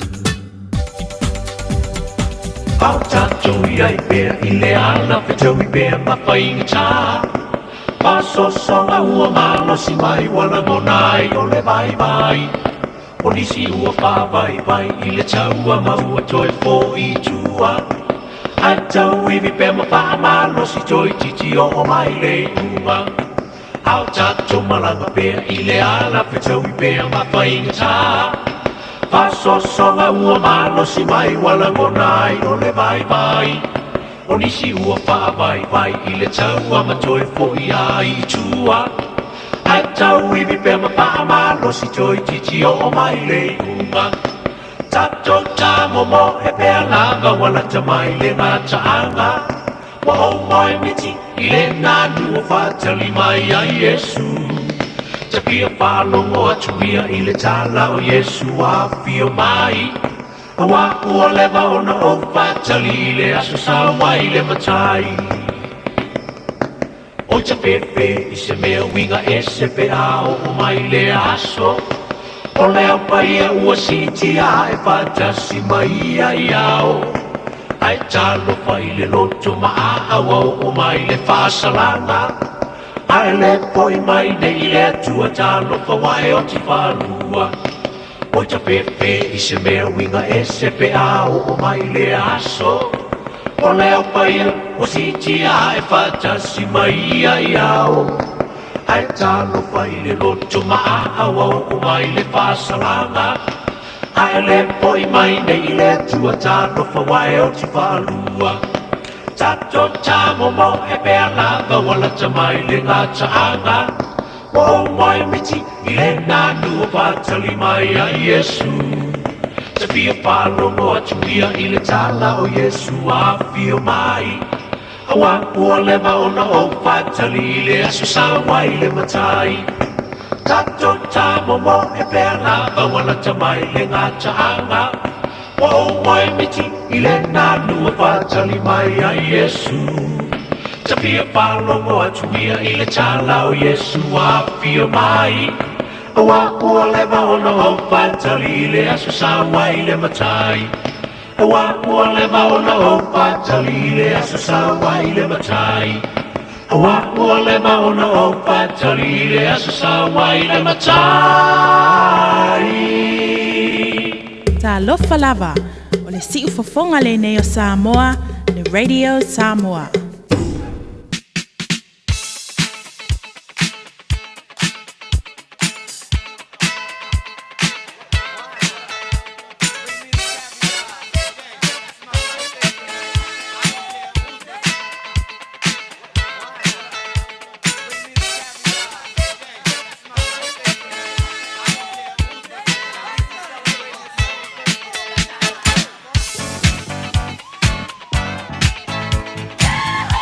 Afatonu le July fitro fa mone os fa na ole aso lulu le nei wa fa ye aso February matala le telefoni mo o e pe ma fa na fa ngai na mo le se fa moni anga aso fa na le nei tai au tolu fitu ta silima I batolo lo mo fa na no lungo tanto emaili on air at radiosamoa.co.nz lungo on Facebook mani YouTube ro Samoa wala mana mai lo fa moni anga nei fo tai au fo le tanto telefoni ma lo le se fo moni Malo se ko lo va se tua. Lord se fo. Yo man yang le fa na po wa. Ya le abnole mo oi. Ya. Ka sai mo wa mano. Ya mo ya to fa man yang le fa na o se o so nai ma ni. Fa manu. Sai so ne ya to I le fa ku ro sa sa. I le fa ma ne ko wa na ya. Ia se faz ia fa populo na o alo fa ma fa ni fa manu yang ai si Samoa nei don so na I ya ta friendly ya osuri ya mapeto ai fa si di lava lo fa anga mai lo nei sanga se lo no laina lo na uso matua Filomena ina noa ya mai se fo na yo ma de le lava I na ngele o papa li ma pepa ya mai se o longa ni shunga I ka yo na pepe o tapilo lo pa se le aso pa sai mo no manu ye lo sa e lua ole fo de tai au fo Antonina ma lo le se fo manu ia tai tele la vai ule ava no le shunga le o fa pe fo tau sala ya Natasia malu la nga lue ia o fa anga fa manu yanga stasi fo nei ainga so fa ya fa si leo pese nei le so wa to ele di masfulfa on tausanga ia fa vi ele to nei tausanga tele fo ina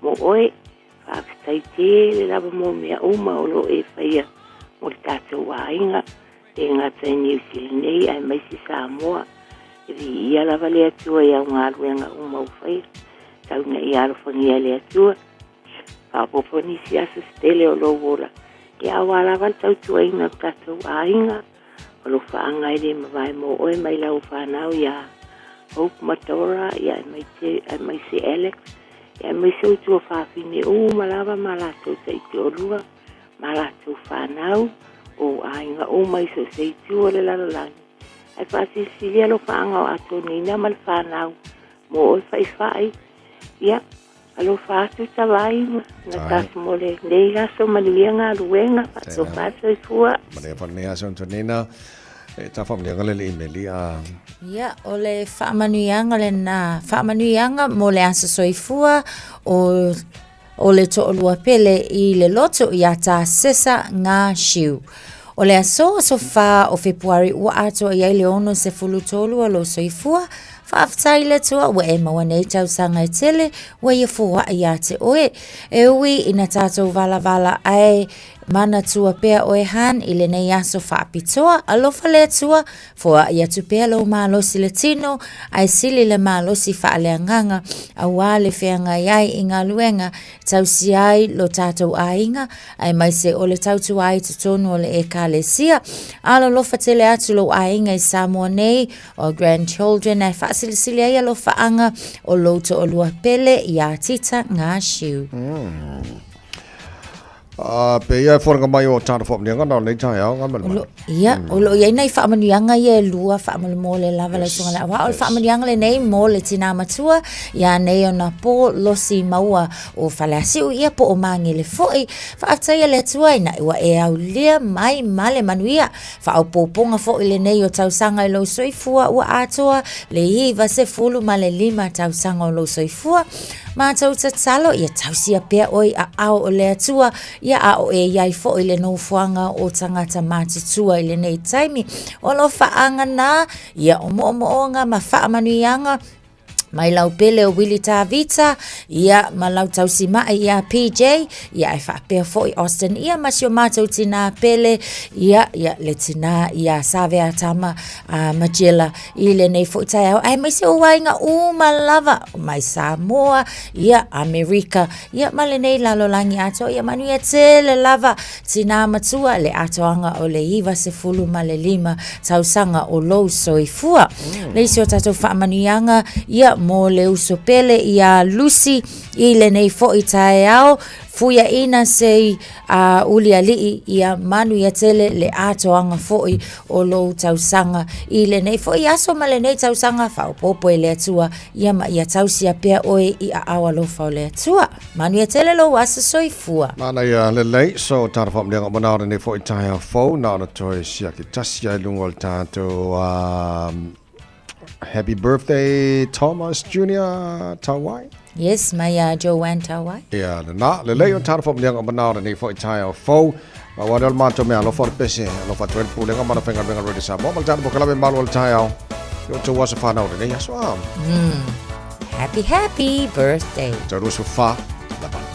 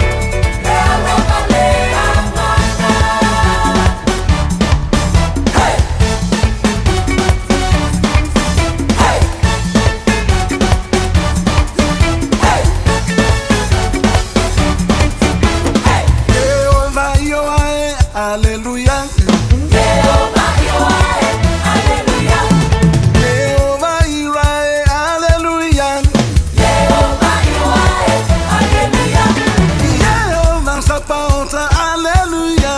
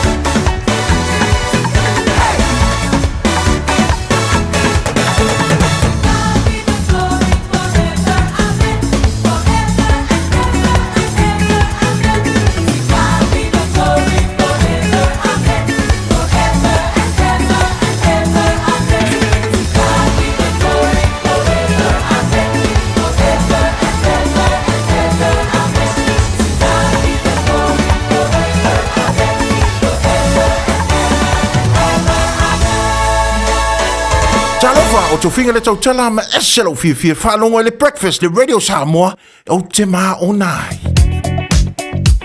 Lunga le tata Auckland Kumeu Highway o lo mai tau watu iai o lea e tolu wata o ta avale o lo iai o lo na winga.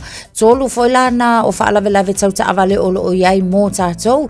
Leise o lunga foi o leo te mai tau watu o leise o lo oi lunga i le vaenga lea i le State Highway suma le ono o lo iai foi leisi ata o leisi ta avale.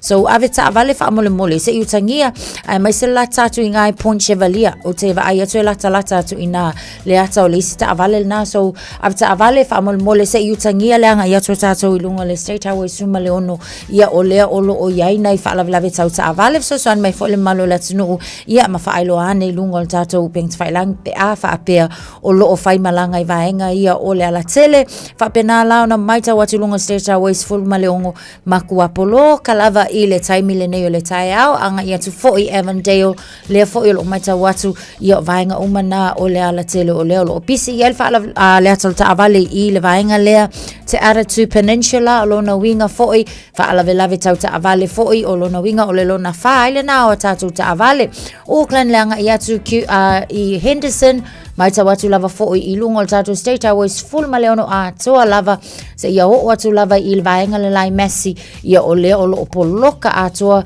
ia lunga o le ala tele mo tatou fa mo le ta avale tau tua na le taimile nei o le tai au ni leno lo mai ta watu foi o le o lo mamafa ia le traffic i le taimile nei mo tatou lunga o tatou a wala lau papa mai ta watu a 5 o sipisi le taimile nei Onera Road o leo lo mai ta watu pisi fa pena fo la lunga tatou State Highway 1 lea ile anga ia tu fo ile tu watu le la ile north ia o lo mai ta watu mai lava i Pine Hill fa Solwane Rosedale Whiteout Valley leo lo mai ta watu fa si pisi ile nei fo taimi o le tai au lunga tatou Southern Motorway lo mai ta watu Ellerslie anga i mai Mount Wellington o lo makwa tight traffic mo tatou le taimi le nei tatou le State Highway wai lua se fulu lo mai tau watu Vaisipisi o le industrial area le I wiri le taimi le nei Cavendish Drive o lo mai tau watu foi ia o lo Vaisipisi mai o tātou taimi le nei o le tai au Takanini and Manurewa East na paule na o le vaenga ia o leo o lo mai tau watu o lo Vaisipisi mai I le nei foi taimi o le tai au nisi o vaenga ia o le na lava o lo flow mo tātou am ta vale tau tua na lo saunga le mu le nei taimi o le tai au sfulu ona minute ona tale o le tulai valu Na lo vasa mo wa ule ne yo kas futialu a wal suia ngila wa le kio a eva mai ina se fudu lima iva kolu a mo Radio Samoa vevela a Hey, don't be that guy or that auntie ignoring a sore throat. This isn't just some drinks and lemon tea in your sweet situation. Untreated sore throats can lead to rheumatic fever. Nobody wants that for their family, eh? Go get your Pepe's sore throats checked at your GP, school nurse or pharmacy. It's quick, easy, and most importantly, free. So come on, whānau. This summer, take care of your tamariki. Get it checked and get it treated. For more info, hit us up on socials at Stop Sore Throats or visit stopsorethroats.nz. Talofa Samoa. E mawhairu sosoni atu Dr. Chen I ngasi o le maisoka, toto maulunga, ti ngā le tino, whapaui no pauna, maisela, mangyesa ma le kānesa. Maua tia whaamamai lo puta ma le paste mo nifotinga ma le whaamalongi no lo fufonga. Whapea product po o loha fisosoni e whaala ma le mole ma dark spots o fulinga. Ua tele ungali ua mawala to pepe o nar sosoni a Dr. Chen. Ala au noi le lua fituono tolu fitu fitu, lua fituono tolu fitu fitu, pea fiuane I le lua ono, Great South Road I Otahuhu. E te manae maua se luma nae manuia o la wata li I polo wa whawhine. Ua se fulu nei tau sanga o whaatino le Pacific Advanced Secondary School lea au o nanga. Na whaawaile nei a onga e Sir Michael Jones. E whaonga I nae ngana le Pasifika I le NCEA. Maua fua o fua o ngā toe lea ni pilia onga. I le tau sanga lua o loa whana maua lunga I le whai numera o alonga whana wale pass na au sia tongi e ulufale ai I le universite, polo university entrance, I le tele o kolisi I au kilani.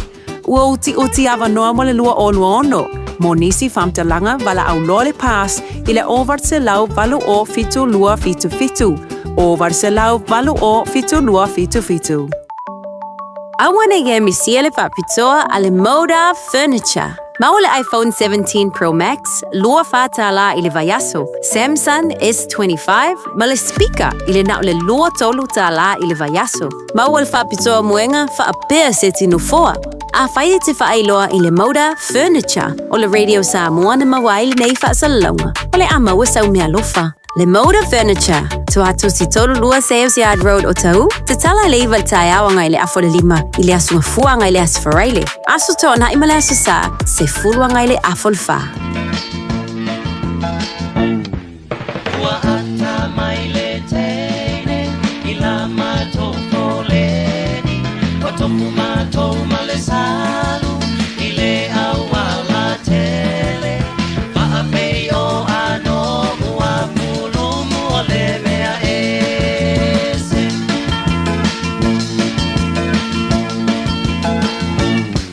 Tina sou au lelei, ma sou pasani sani, te musu ia te oe, ele mawai sa umasi, veita I o vai mea e pai le sua I le samani.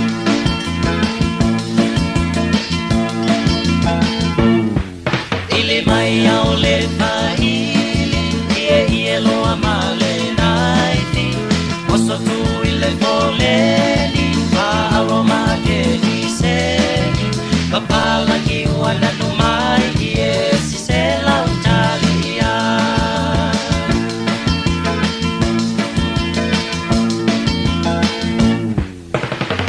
Leo se le pauia, lo susu I papalagi, au o I lau tiute, tai toa lua I le masi, te toe se pia pea, I te I tātou a paata pea.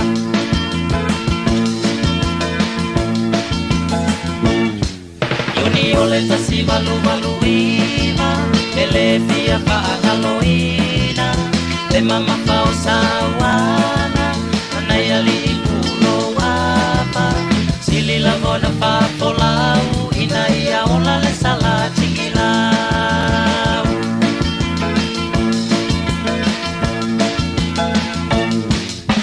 E le ngaloisi o uloto, kota i e tau he so, a tele a i le savali, ua savilingi ai le matangi, tupu e o le atunua paata sina e nei pula li fulu.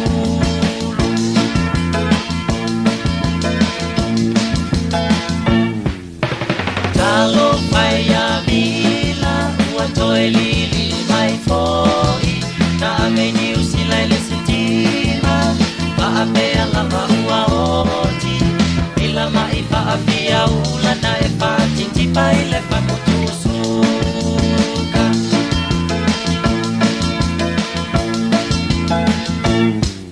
Ua limu limu au tamata, ile mafia o le latana, e leo leo via palangi, e maua hoe i se pasifai, lau mutu a fanga fanga e so a toa loua i le lapa.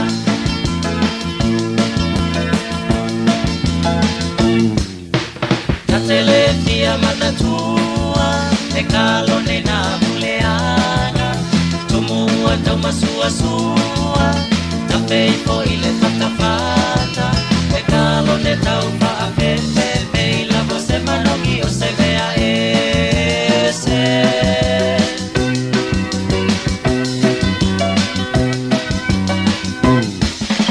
E kaisa e ma i la wasa, sola la fisi a mani, o pea o fola folana, o lene i lava e tatali, se e tia lo ta pau pau i le malu mai o le tai tai au.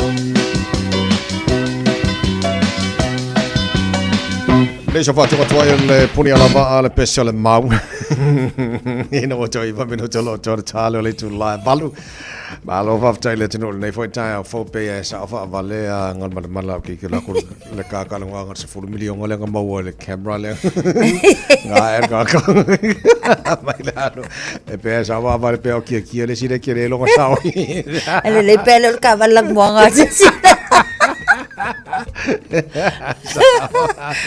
Alo whaftai nei tai au whau. Alo nei mātua lo tai fwoi te pena nei whanau.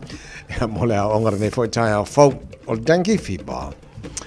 Now, did you like the story na tu si New Zealand Herald si tasi fo yo alo Samoa vai moana mase vai moana good morning alo fa tai te la fo na fa fo mel tar porque la meleta au o lo o ta wai o lo yelap ta inga bo tato o le sa malanga ai foi mai o mai ba mai le danki fiba e te le ala unga le vanga le atiti lo atu pe e fo nga mai le ngata na afie tato Samoa o ni se foi na malanga ku ko alis malesi atu mo Pacifica ia wa afa pe o lai pipisi atu nu ia sa fai malanga ia nisi o tatou e ma fai ai afa pe e le o mai loa o lai sa afia ai nisi i vaenga sa iai ia po ni ainga fo i sa ta fa fao iai po ni no fonga e ma fai la vala ia ona o mai mana tuala e ma fai longa fa ko alia e symptoms pe afa pe o le o to tau mai so o le fautuanga la vala ia e ka kaula va ona vave ia ona ho o le GP ina ia mauti noa e pui ia langa e pipisi awa e mawhai lawa fo i ona afia tātou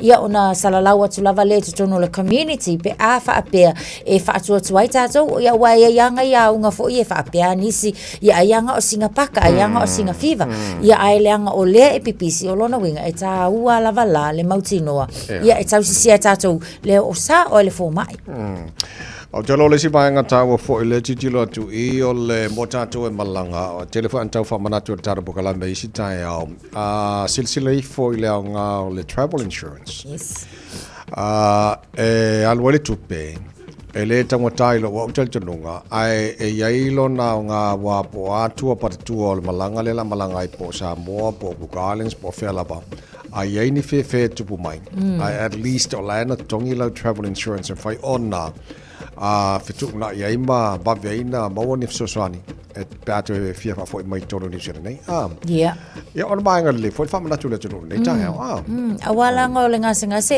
e ma wai lava foi le soi for tanga ta pe fa ta mala ya me se lava ina ya lo mana fa na wit so te lo mo to sa telen fa malanga foi le sa mo mai sia to mo Pacific foi mai ye ni aunga wa fa lo watu wa tau ni niva ye po vai le chino po ava ngolo yang e leile babena bail for mine ina e mochino e a fo I e mo se so swani ma te fa fo si fo ma no si mo ta sa fa malang tu sa oila to wa fo e sili ona mochino le afia la ko yo o vale ono se futa sanga ia mana ta mai tila e la lo I fo se futa sanga so la to la ia sa wa ona mochino le pui pui a sa le o fo numero ti tu la tu fa sto te la to na afia fo ina fa malanga tu sa fo numero na mai fo le na ti ti fo oni so oli poti le te va tu sa fa sa lo observa samo fitu ma sina sta steni titi foi alo toto ia na umalo na foi la on tanki fiva o li potiena tu ina ale va tu na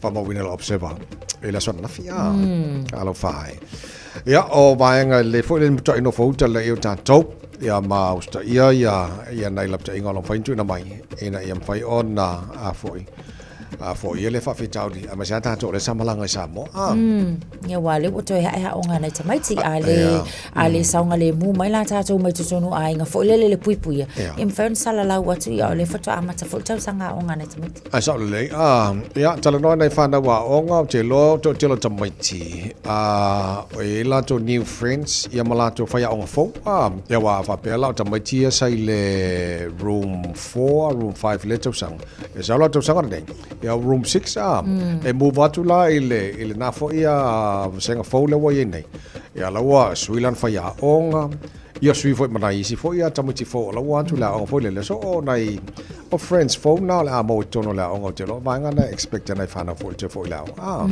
ya sa le la va vai ai wa tata la no fo ya onga to e mana tua e ile so o va nga fo le e fia fa mana tu la va e tata o ma tu e mai se la va nei fa na we primary schools ona ye ma tu e usu ma tu alona e usu le tama politina ile tai au po ia pe ta sa sale valu o ilana ngalwenga on amata le ona sawa e ale ma au mai sika mai kiki le ia mana tu la o le tele o gates po fale onga e fa to ata sala la ko ala to gates po le tau le valu a onisi la ona yalo mana i fa na we lango na i fo le lo ta fa no onga o nga fo le ma tu ia o le ngalwenga a wa vave ona tu ta maiti wa ku ka mai ke le o kai me tsala ile pale a onga io na tu ai lava le pe no fo le tamaitis out primary school I luma o le gates e la ngona fo ile alo tala ngona lofa ia ona o le maita wina o le tulanga le pat pe fo ile le atono se fa mna tuma stu alalo mota to matua se to tanga ai manino I fo lava pe ia sai si fainga alo le na ia fa tala no I fa ia onga e pol kalame before and after school care ina ia mauti no e malu puipuia lo walo I to tonu le lo to ala on se la pesene fa mna tu ne fo taia fo just fo le vaenga o te la fa mna tu ka to po kalame malam tanga le leo ma le nei fa na ia saunga le mu ia mauti no saunga le multi me drop ai oila onga fa pena full time pick up nei fa na la onga ia ma ave come ke fa sava vali fa malo stino le kile nga le manga ia male tau io ia le na ma na longa luenga ave chamoi te fa school sa paringa nga ni manga ia o malol fa malo stino tai on so mataru tala mai sa mo ne fa so lulu ia stino mai tato Jama iya yo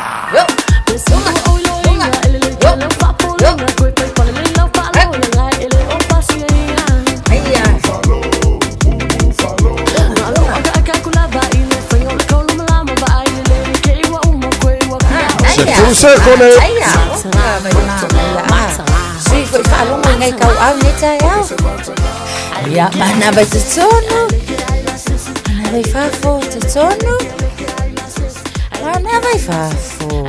Ia manu ia tele la valene ia so soifuia. Radio Samoa, tasili mai batolu, amo. Radio Samoa, tasili mai batolu, amo.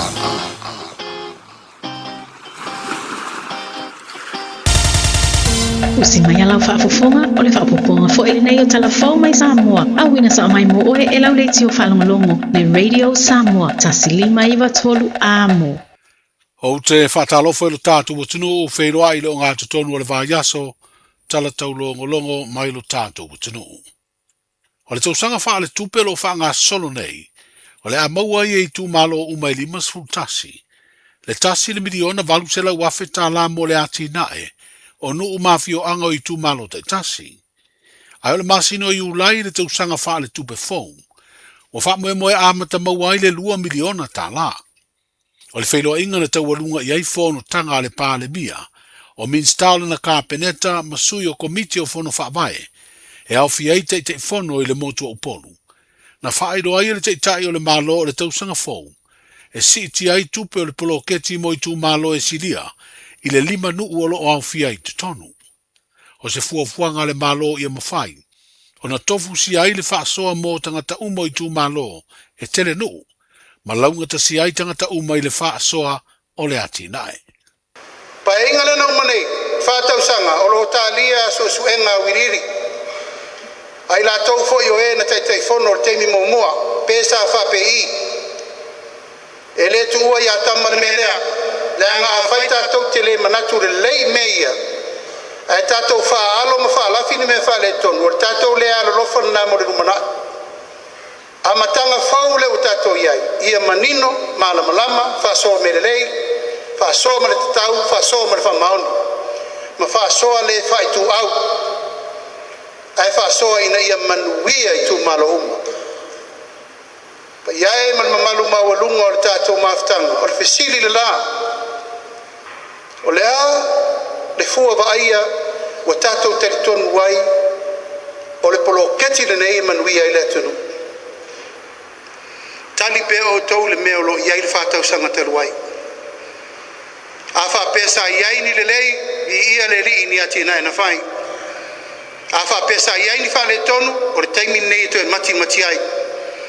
A whai e ini si me to e wha le lei atiri, o i nai nā le tō wha e whai ai. Ina e mauti noa, o lo sanga tonu me uma. E eitu malo la iti, eitu malo te tele. Mai le alo fia le mena na lo tang fai ngā malo e sa iri fafo. Tato mai launga tasia atoa le miliona ta la. Nano fo ingo tuna yatu.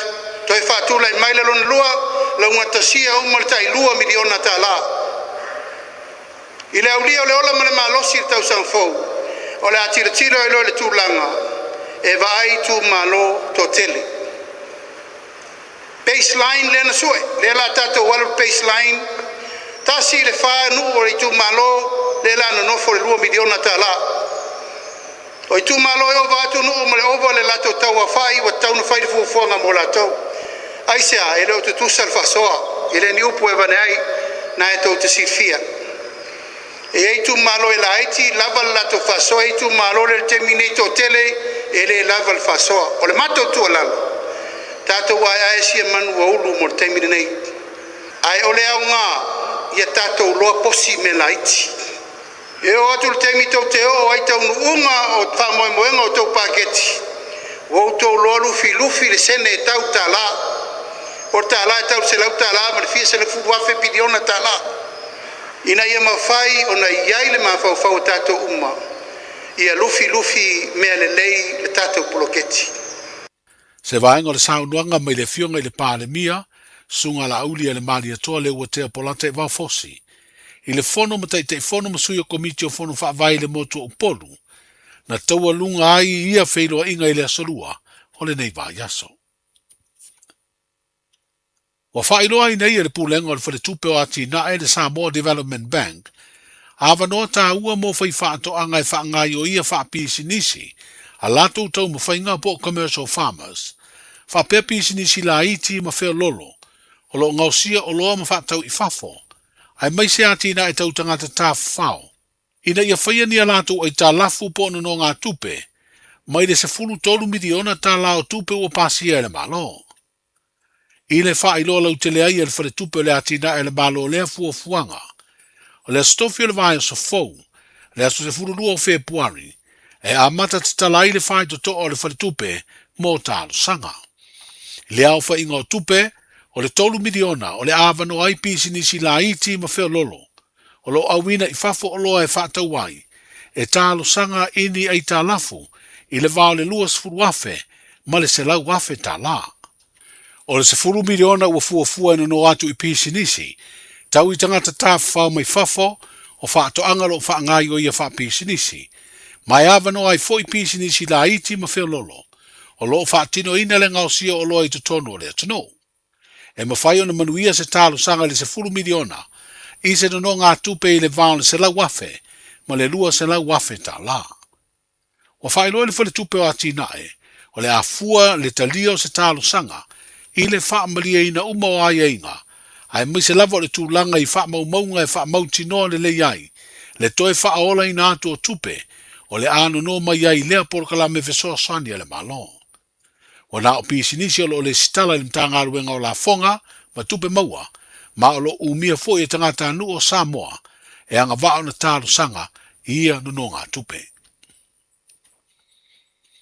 O amata whao ngā nei le whale teu o lo fau o le malolo i a tele inu, le ana fau sia se vai ngā tere o le whale le whale tupe le lulangi, ma le wha lapu putonga o viso soani o ati na e tau whaato anga le lulangi, le IFAD, ma le 25% na whaatupe na malo Samoa.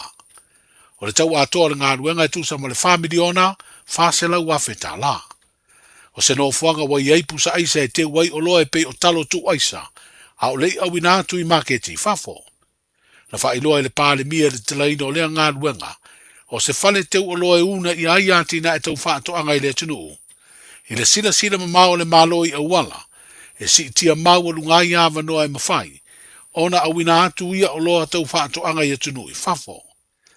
O se whale ua fausia i tūlanga tau tū la fono whaavao malo, ina ia usita i ai inga whaare tū la fono, o loa tu aisa e whaata watu i maketi fafo. Wa avanoa le no whanga e whao ngā fo i e pisi nisi ave o loa i atunu i fafo i tūlanga tau whaato anga. O lo fautua ina pelo tātu o tunu o le soifua malolo ina e tau sisia, pui ngā le wha mai o le fiva o pona aivi le tanki fiva, ona o lo i ei pēr tangata ua wha maonia o lo mawai. O le ua wha ilo le sui wha atunu sira o le mtanga aruenga o le soifua malolo ina, le li fo mai le fionga tangaloa Dr. Robert Thompson, le awina atu i Australia ni toto na tui mai nisi ua masalomia, ina ia su e ati li aipe wha maonia, o aunga o lea wha mai ua mawai. I le fono asui o le komiti o ngā luenga whasoa swani, i teimi o wha vlawe wha le nā tūla matu sitala, na wha ilo ai le sui wha tunu siri o le sui fua maloloina, wha maumaunga mta ngā luenga le wha vai aso umawai, o lo wha mauina i tangata na fia le fiva o pona aivi, mai fale mai fai tu malo ile tino e lima sefulu mo na tupu na fa mawina le afia ia unga ai tolu sefulu mo na tupu na fa maunia ua maua ile fiva o pona ivi wa fa ilo fo ile sui fa tu sili le o atu le longo le fa laptongo le soi fua malo lo ino le langi fa te tau le fa mai o le Nipah virus o lo wa di putia se vaenga le tunu o intia wa maua ini tangata se to lua o ni tausi soi fua o se fa mai sa maua fo ile atunu ile tausanga ya fivisila iwa vanu e pe ona fa ilo e tangaloa Dr. Robert Thompson ile feilo inga ile sorua o le neiva yaso wa fa ilo ai nei e fa laptonga lo o fanga uma iai fa laptonga tu maoti lo tatu utunu le sanko le filifili ai o stasio tamali i waleva tausanga o au na matautua ile fa malu fa laptonga tu maoti e a vea maona officer sili o le tofa ia la vea pestalua na foi wa se e nei le tofinga officer sili ma wa sui tūlanga o ia se isi foi tamali ina tūla i le tofinga le fionga fui maono vai tolo o foia le ua vea ma officer sili o le mtanga aluenga o tupe maua i le tūla i mai ai o le tofa la vea po le fionga ia pestalua na foi i le tūlanga officer sili o le sanko o le aia vai le whaangai o ia le whaalaptonga i o na vaenga te tele ina ia mauti noa le si tio au nanga whaalaptonga tu maoti le tanu o lo avea masui o le whaamalu o whaalaptonga tu maoti a Samoa. Wheroa ia tai au i sesi whaapoponga soifua. Talofa, we're the Katinas. Talofa, this is Pat Lam. Talofa lava o au lapi marina. Mau belo li tio. Ile Radio Samoa tasilima iwa tolu amo.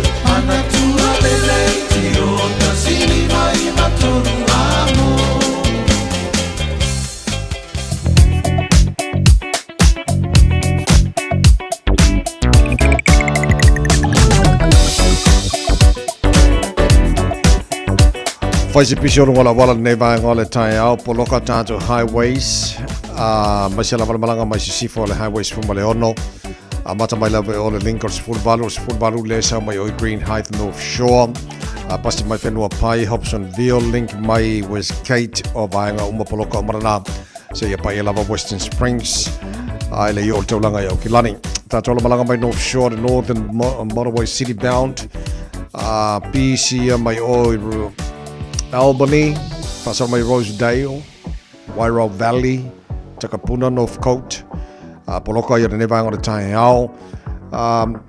Faisi poloka le ba pasi mau le tano, i le luase fulu, Pointsvelia, pasal mai Mayora Road anga i Dominion Road poloka ia, flow le lei mai Hillsborough, pasal mai lava Massey Road on ramp southbound o le luase fulu, alai e pisi alai flow. Pasi ai yo mai Puinui Road, Lambie Drive, on ramps, round Rainbows and Poloka, se o la Valalinko Lusifulu, anga ile southbound State Highway 1 nei taimala tai au. State Highway 1, faisi Poloka le yo mai Papakura on ramp, Whiololo Takapuna i Takanini, Manurewa on ramp Poloka, Whiololo Manukawa ngai te Irirangi, Istamaki Road on ramp, anga i Highbrook, Tip Top Corner, Mount Wellington, Ellerslie, Poloka for the neighbor tai au. O lunga na la wala le bang na tau afta vale fa na tuma sani Radio Samoa fa mo mole taimi PC mo mole na fa na foi la onga tai au ave fa mo mo na fa na taimi ko la wala mo sanga de mo fa na ile nei foi tai au fo Talo for Samoa o Mr. Cowboy le nei fa fonga ma mai mo mai pe ile Radio Samoa yeehaw Palo fa tele tino ila mai mo la fa fonga ne vanga le tai au le vai ngala tamai le nei ile tala o le tau va vai atu luas fun ba luo wa yele mafa fana le air po le bevela le Samoa le taimi le tai au wa te le valu i Samoa e tu mawinga awa pa utimu lai titi al taimi langi le tau ni so vai ngo Samoa le so faina o le luas fun rival 30 degrees Celsius mo le bevela le air i Samoa ne yaso luas fun lima i lona mawalalo e fatalo fatu tara pokalame le mai mo mal fa fo mai le tno o Facebook mari YouTube o Samoa fa pena foi le FM 106.1 i Samoa fatalo fatu foi le mai mo mal fa fo mai i le motu i sae tutuila pango America Samoa malona fa se fo manuia i le nei foi tai au fo o le mavaiatu i le tulanga ile tau Australia kia rai mate. Alo se fomuria, le tunu le nei foi tai au fou. Fela lo mo Canberra. Sorry, malulu mai lo mo ngi ba taimel tai au. Iwa lo ile malulu le lo mo Canberra nei ba ngol tai au wingo le tau. Ile lo mo la susuru mate ngo fila la. En faina o le tolus futolu mo ngol le bella. Ilona mo lunga sutasi lona mo lalo. Fa fo mala tunu Melbourne Australia to tele o tatu fa tanu fa mai le tai au malo la se fo manuia. Se fulu no ile malu le e ne vai ngol tai au ala matele na awo le tau mo to ne yaso to se fulu mara duale de bella ilona mo lunga se fulu ba lona mo lalo ya mole ala la yola tino is in Melbourne Australia. Sine Australia, good morning. Malo se fu o amata to le tai au se fulu balu o ile malu le ne vai ngol tai au la susuru mata ngo file la mo to en final de Luis Maleva degree Celsius mo ngol de bella le air. Sfruiva na maulalo mo Sydney Australia, Brisbane Australia, good morning. Malo fa tel fatis mai luas fulu. Lo ele bevela por ma fan fan al neva ngol tai la materen awa le tau mo to. Luas mo dai por mo lunga yo le bevela luas utasi lona maulalo. So tele na vai nga Australia mo le fa forma le tno. Disin fa atal for mai Perth Australia ne le tai au. As footballo ele malu le air neva ngol tai mo to. Langi le le tau telo timing. Famawino ne aso todos futuro mo ngol vela famawina mo Perth Australia ele ne foi asa forward ta to rolia se mai le talo tau no fanga fa salonga radio Samoa tama ki Macau for ba tu fafo ale awa mai ala foi ata mai langi le winga no tau le swia e tu mawe awa pa utimu langi le fo ile so lo so malima mo lunga yo ile vela le famawina mo au kilani ne aso futuro no mo walalo tai au pe audio la ma telefone awa lang de leil tau tu sa leil vela nei ma tai au mai ko tu atu las for leil lang de leil tau Waitangi Day public holiday mo ta tau lang de leil fo las to nai lang de leil sa so fu so lu na va ya so lo mana ya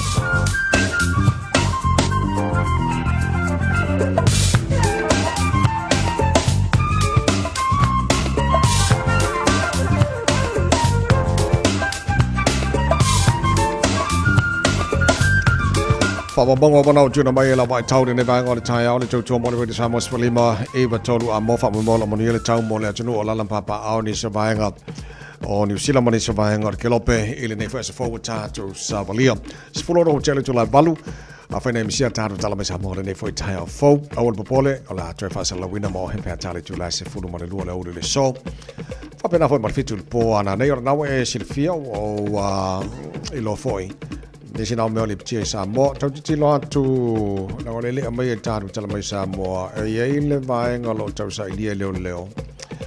O se vaa e ngā tai whale utua lii, la whianga utua lii. O leo te titi lo atu nisoli poti, anu wha mawina e le observer. O lo o sa ilia se, sa ista se leo. Ia manise to lua ele mo tino poni leo uma ai to tasi leo lo tau sa ili Samoa o lo ita to sa inga Samoa e aso umor pa yaso le ngata o tai au ile fionga ngal mana fa pena fo ile awauli ia male fiafi fionga le mayava mai na vai ia tono la falo tele mai na vanga ni sina vanga na maua Samoa o le toi maua mai o le fiva pona ivi dangi fiva lenda tala no tole tala programa nei tai au o se fangu fo i mo tātou, e le ngata o tātou e fuafua malanga i Samoa. Ai whapena fo i tātou malanga mai Samoa sa whai malolonga i Samoa, le Christmas man tōsang fau. Ono le na maua i niso li poti. Ia e tō tele lanto loa fia, e le ngata i Samoa, o se fo i vahenga o le Pasifika sa malanga iai. So, whai nei malanga i Samoa, ia o tōnu mai o le tusa fo i mahalosi, niso aunga o le whamai. E le leo na vavena vai le whamai, whamon mole. Ia, mo nisi whai malanga, a se silane pe le tau ona mai le travel insurance, nisi vaenga te pena le e tātou. Ia ona le mautino le tātou po aia. Me tupu ole te talo aia, ia leo ina mautia lo tusi foi au lofo le tātou matai.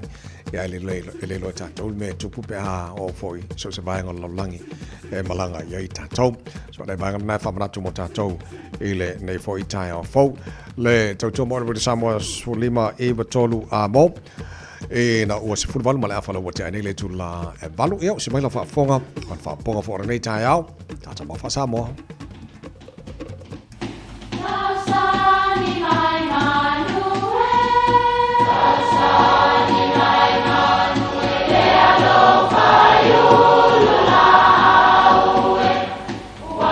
E o fanga manu i ululu o la au, awa e fafanga I funga o la au. A o le tangata, e fafanga I upu matala. O le mafileo o alanga upu mamuanga ngana Samoa maona whaapongai, e a fua ilo na sio mianga. O lona le asau I le whaatufunganga o le iloa whaale aso, mai le tautua se ia o ina pule. O alanga upu mamuanga ngana, ua lanto mamanuina le tō whamanino a Samoa, mana tua foi, e tāo fitau muli le atunu. O le aisinga a mungangi. E whapere tala, e taunu watu le au sanga antai maama tila whainga I tutuila, a o sa sao whaafi le onge le motu. Ua a manta o nanga I tangata I le soi vao. Ai o nisi vaenga o le motu, o lo posi lava umu masi. Na ulu fale lea o teine I le fale ma aisi loa mo sina masi mala ua. Na tuantu le la ato I le nuu e tuua I le masi. O le ato lea teine e ingoa o le mungangi. Ai amu le nuu ona o le laititi tele o le ato. Ai peitai. Na fiu e fu ele ato ai le itumu lava. Na iu ina vaai atu le nuu ua la ititi le masi o tutoe, a la lava ele itumu le mungangi lea. O I tonu e maua I le upu. E whamatalai se mea e fōlinga la ititi le vaai, ai matua te leso nao ngā po o sona taunu unga. E winga whaatasi ma le la fonga e masani eile antunu yaso ia, e la ititi ai maini. Te manatua I eile vaa o si kafunge nga whealua I le vaa murifangua masale longa I ngoa o le la ititi ai maini. E o le nā vaa e tuli e tangata malanga. Ia ai ona o le sao. A ua le lava vafu e tangata whaasuati le limu tau I naso. Peitai, e le I umi lavana ta aloile a whakasi e ngo I angiko le kampikengi ai mū le au ngasi vaa na o le laititi ai maini. A o le vaa, o le matua sao anto e vave, to e so solo le lei I lungo le sami. A manatu foi le whaata oto o le tātua li I le fatu o le sinapi. E pito iti o fatu uma. Ai a tupu e sili o na mawhalama vea mala au. E o fanga I ai manulele. E titi le vaai ma le whaitau wha le tangata. Ai a tupu maola. E matua maofa tangata I lona tula I mai malona onga. Na whaatusa I ai e Yesu le malo le tua le sinapi. E fōlinga la titi le ato le mungangi I le vaai. Ai na fu e antu lava. Ai aisi mai lava le ato ele I maona. E au fo I ona tanto manatu. E winga whaatasi le alanga upu le nei maisi e pei o le ititi ale nga mea. E pau ai o I le pea. Aua ne I whaita wina te mai moa a o le I fofoa. O le aisinga mungangi. Ia manuia lau whasonga Samoa.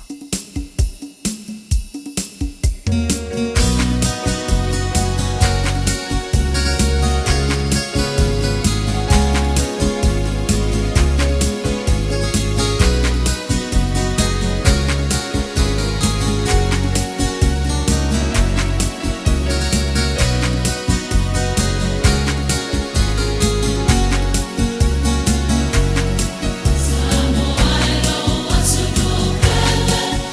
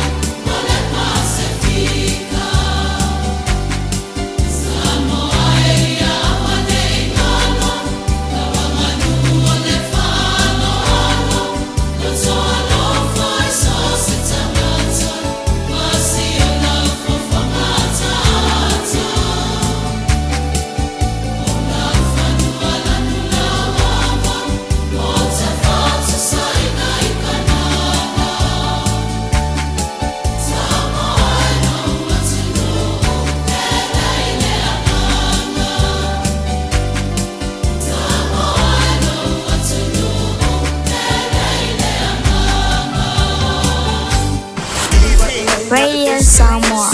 Taslima Ivatolu. Amo. Alofa lava o te roa. O le tala fia ua whaiti nei tausanga mai le ona sefulu lima sefulu wal tausanga le matua le soifua. Ua whaatino ina i polo kalame o siaki ma wha atonga au po tau whale manawa. E le eise ngaluenga tele te whaia. E au lia lo le lima sefulu walu le lima iwa tausanga le matua o lo soifua. O le alafo fua atu i lau pusa meli ia le pusa moso e suenga ma wha atonga au ma tau whale manawa. Ma wha amanui atu lo waso whanau. Ai o le vaenga e le leiai. O le amo fua pusa ma mea whai ngaluenga mo le whaatino ino ia wha ata ma suenga e tailua tausanga malafu atu. Se i o ina e au lia e fitus fulima tausanga le matua o lo soifua. A vave iloa, ma mau e suenga ma wha ata o ngā au po tau whale manawa le ka nese le amatanga. E ma whai o na tonga whatia ma le manuia. E le aise tongi. E vave ma whai ngofia. O suenga ma wha ata o ngā au po tau whale manawa. E ma whai o na wha sao ina iola. A mau aloa lau pusa, whai loa. Mo le manuia o lou lumanai, o le aʻoga o le International Travel College, ua tatala nei le setala mo le 2.2 i matatau turisi ma aʻoga tau vaaleli. O le ITC e iai ona lalai au kilani ma whangarei, ai mawhai foʻi ona e aʻoga online, mai lo valley. Le leise taimi whaatulaga ina e te aʻoga ai. Sa ili nei loa so lumanai manuia, langolango ina malosi e le ITC o e malou ainga. A wā ua aʻoga, asiasi lupenga te whailangi, itc.co.nz.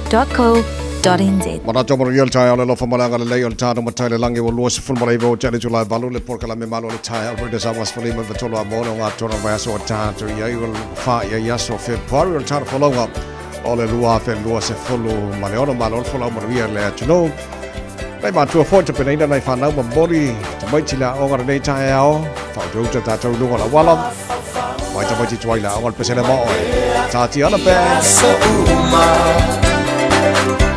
Le fia fatasi, le fia vaai, ia o e sunga. Lo usei la urosai, e sili le manomi. La tifa imoana, la utaimane, fatasi lava. Sa o sa ili, upo sa vai ima tutuila. Samatala o te tauina Talua I lo una tai I la upenina O folina e tu mai pea I o uma O ma fafala e tu mai pea I aso uma Le fia fatasi, le fia vaai, ia o e suma. Lo usei e la urosai, e sili le manomi. La tifa imoana, la utaimane, o tasi lava. O ta ua upu, a we tanusu, nei moa molulu. Le mafutanga ne ave ave fasele mutu E mana tua I Solomona na paui le alofa Le fia fatasi ma oe le pele I aso uma O mafafanga e tupu mai pea I aso uma Le fia fatasi, le fia vaai, ia o e suma. Lo usei e la urosai, e sili le manomi. La tifa imoana, la utaimane, wa tasi lava. Sauia oe, o la urosai, fai mai e sautala.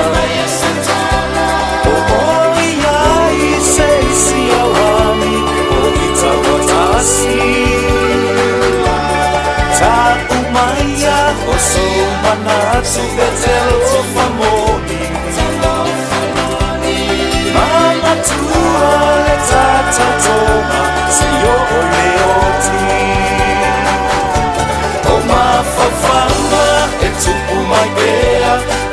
so uma le fia fatasi le fia vai ia o esuma lo usei la urosai e sili le manomi la tifa ino ana la utaimane watasi lava o mafafanga e tupu mai bea ia so uma le fia fatasi le fia vai ia o esuma lo usei la urosai e sili le manomi la tifa ino ana la utaimane watasi lava la tifa ino ana la utaimane wasili lava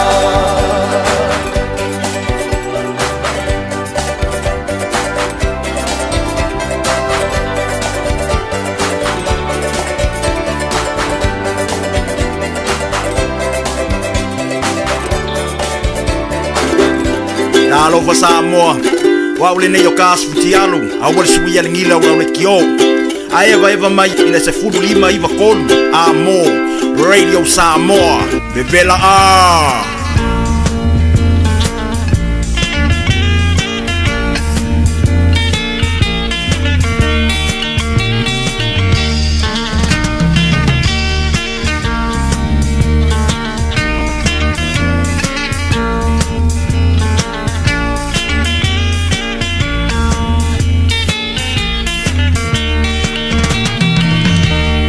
Te popole, e aneo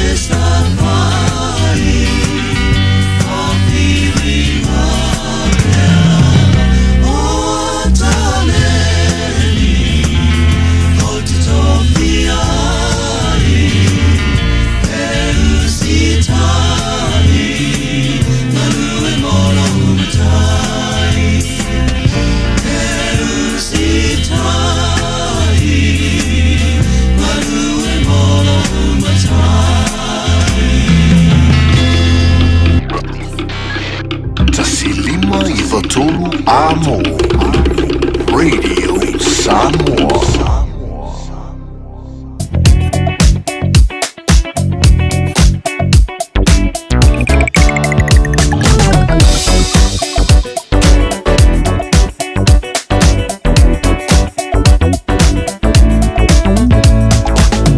Spotify manunga na walong day for tayo manunga channel ba yaso wata to yayo lo ilaban nay ba nga lungo ta to wala lo poloka telo ba nga wala mo fiololo la uta uti atul pisi de tayo se na around Western Springs Ponce Velia ile malanga mai sifo pa na fo Lincoln Road mo city bound state highways from Baleono pa na fo le pasi mai Lambi Drive on ramp fiololo mai le pisi o Los Polo southbound Nevang on the Tayao around Lambi Drive, Rainbow's End, or Vice Poloka, Nevang on Tayao, and Isote, Papinafo around Mount Wellington and Addersley Penrose, more the city bound State Highway 1, around Rosedale and Glenfield, North Coast, more Tato, Malanga Shore, North Shore, city bound, or to Molava, on the Poloka, Nevang on the Tayao, Jealousy Bang on the Wallam, Jotea to PC, Nevang on the Tayao, after Valley, Famanato Masani Lava, Ale Radio Sabo. Sawa le mua oil o fafoina ta vale sawa le mua pasesi o tongo ta vale lo e fafoina fa pena por sawa le mua ta vale uma la so semanga la wala la o ilo fe malanga ingo ne yaso o lo o io a to lo se puru mino jolo toy ona tale oli tu la e iva ona to morial ta ya le lo fa malanga le o ta ma tai le langi ta to fa fo mai ton for fai ngar wenga ne ba ngar ta ma lo le usu ma lo fo fa ma lo si tu ma faiva te ngai mo ta to ya America e wa fa le lunch ya le nei. Enjoy your lunch. Besele mo all later.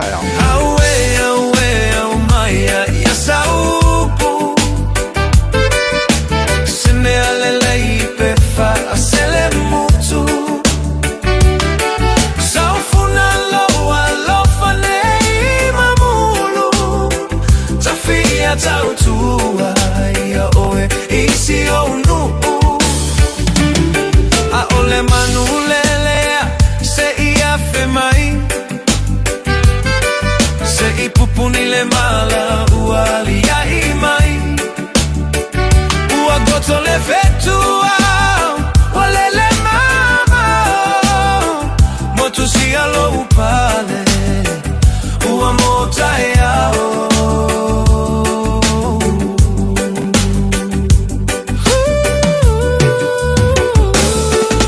Tafiu e vile atuoe Ua emoe Vala aule ai senau nau Osilo uloto a popole pei amole Mana tua mai ita La upele fa amole mole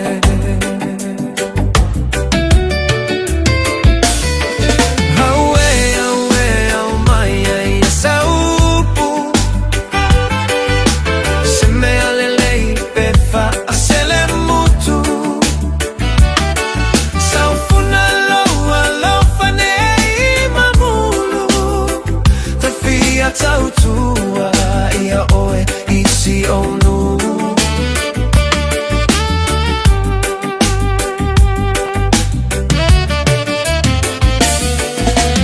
Lo ufia fia e petua i fea O pusata fai po o fea ua fai ai Ae popole lo uloto ne isatia lo loto Ne ililo le alofa Ae fotua I Se vai ona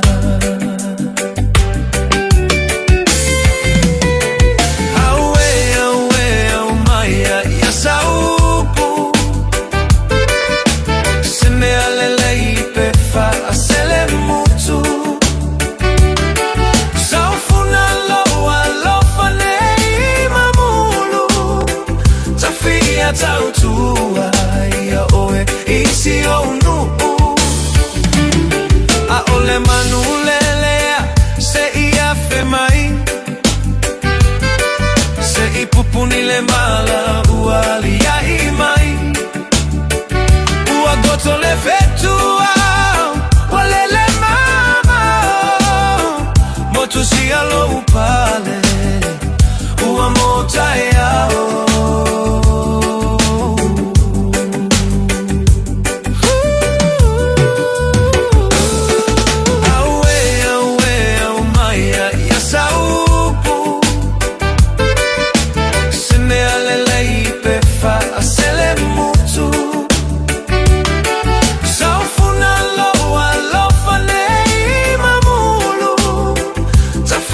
tautua ia oe isi o nuu a ole manu lelea se ia fe mai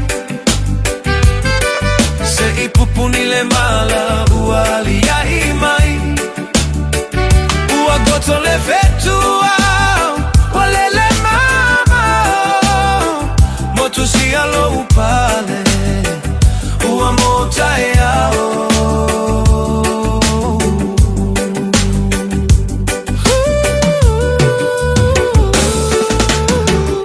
So sorry at the music on the time for Marshall to know you to my favor of Yaifa Pena for it to as a senior Marvel Town Leile Belali Kiel going on Lomakor Kaya for Empako Fakamala for Lele by the Tavale find my file food service my boy okay my warrant of finish on the Tavale. Ja, manisha maanga la foi tele tamale le tile world out limited tele no yalo Samoa lo nga ruwe ino swana tule mo orso nga Victor fa tas memo tatu ni poto le foi tile Victor. Good morning uso maron nga ruwe tile. Ja, ko manvia ne tile fu suma savai maro tawatai.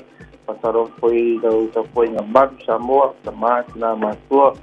Yang makuta mai tono mo tamala ne tile ni si foi mo usinga ruenga se de mulo sa pai la masinga tisi lunga la wala tabai ia mata la baro unsa roki para mira de ka kufio nga ia ta lo ko sa lunga wala so ku sa ki kauli singa tisi le wala de kaya ia ma ola ve ase to ta malos ma na el famanatu Victor de ne foi taya fo ia le lei ala batula no amai tulango e foi la unanga le taya world no to limited le ngata ro ka ko pamu pola foi se pa ol pensi ro e fa bol mole Kai la wata vai ia mon mato no ia mata sile sa to pompesingi o lei e suli masende lei mata au o lei kai au suli masende de wa pa u ta to pensingi i bata si ko ta la to lima pa ko diso re ta la no lima masende pa ngai na lo airport ka check mata fole ola wa airport card apa peo do moso airport card pa fi to no ta pam na yuso ko ta singa ngai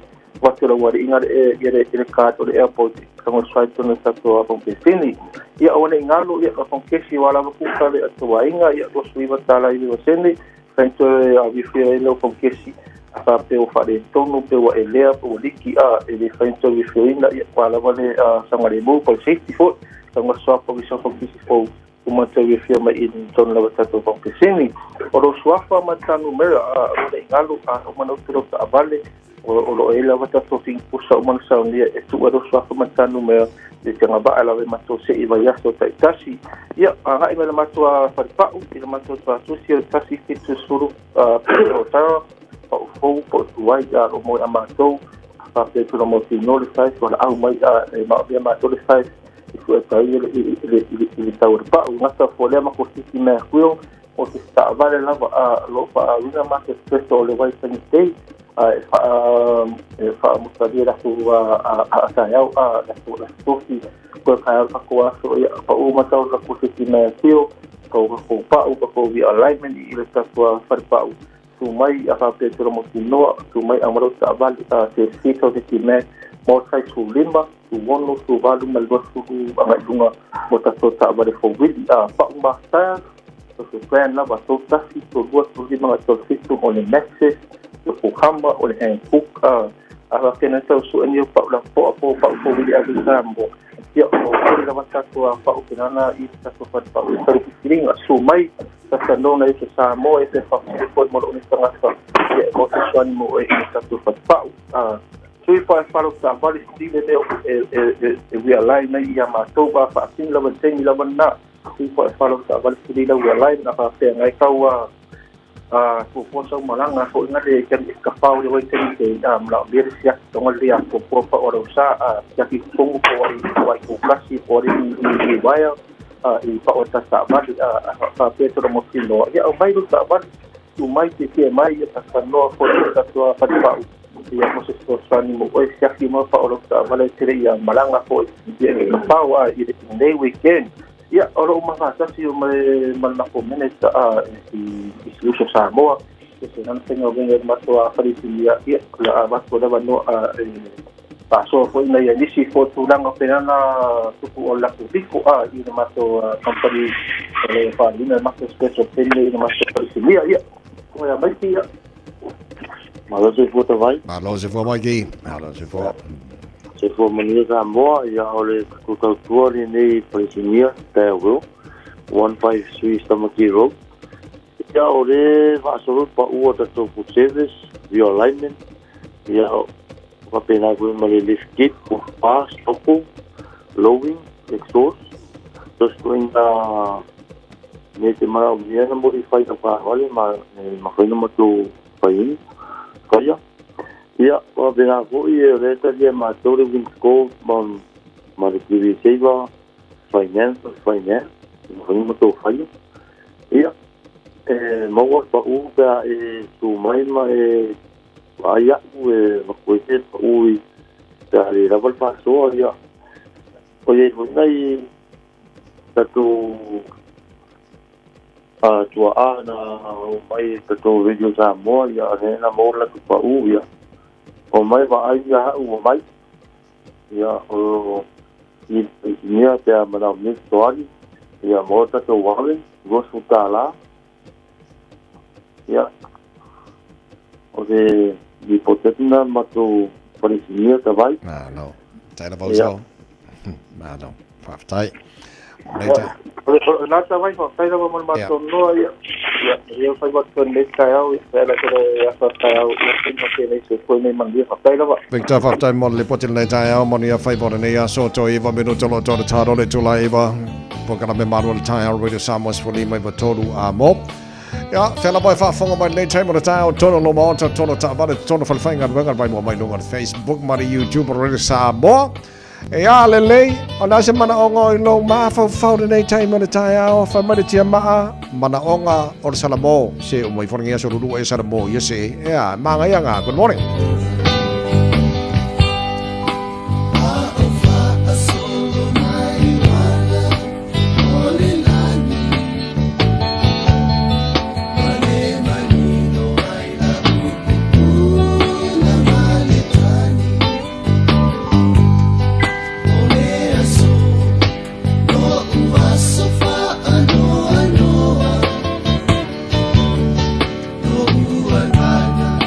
Salamo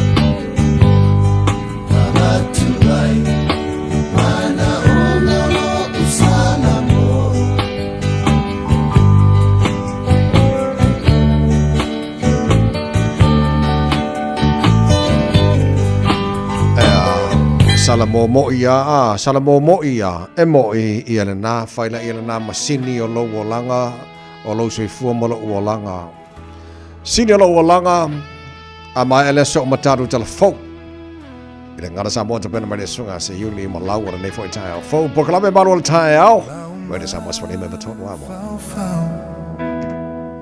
me sapta fire lo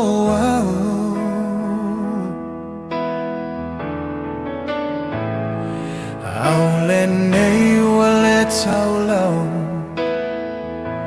Talulo tu ina now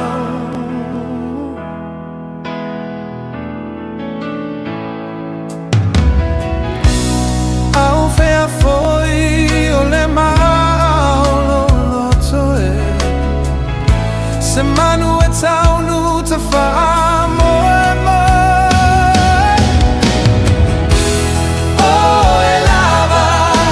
Sini o lolu o langa Sulu sulu o le la Oh falling out Oh e lava O le sini o lolu o langa Tu mau pe amo Alo fanga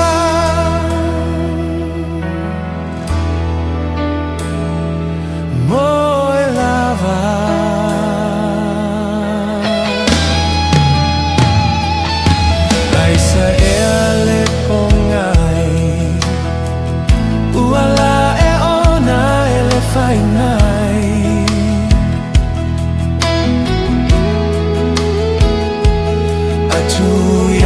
Fa Italia O e lava mau feelinga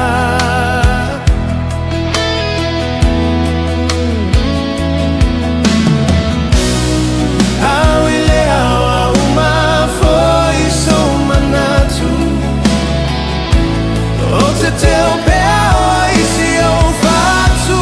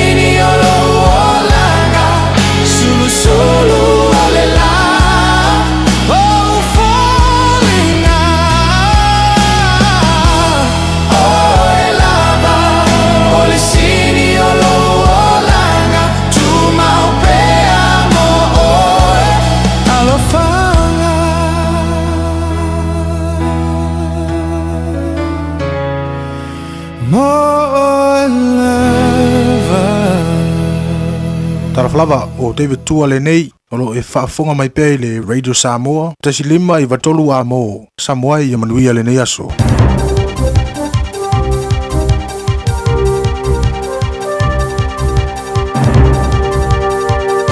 Talani mai a te roa mo le sofa fomaia tai amanuia. O foina le tau tua ri tu whatasi o ni sila ma Amerika I sa I le lia ni a vanoa e wha laute le ngāru le whatasi ile elino minerali tau e jusai mas fam talanga fai fatasi fai ngamalo e lua o fam tuina ole yoenga o fai loa ile mai ai le songa fua ona te ena le par mi oni sila Christopher Luxon ile poti le yai leoni telenoanga tau sa fai le va tunu e lua e winga se paleo minerale ia America o na ni fam talanga sala tua to ile moni sa fadia Luxon in Port Kalamel Morning Report le New Zealand a tonu o faisi vave onaria e andele me moni aile yo ile taime fai loai I tua ngai sa lato fai kioinai oni telenoanga fai fali lo lilo de va New Zealand ma America o sui maurungo tunu e lua sa filo I Wellington ele sona na fimo telenoanga mo fuanga fatino de va tunu va New Zealand ma America le New Zealand and United States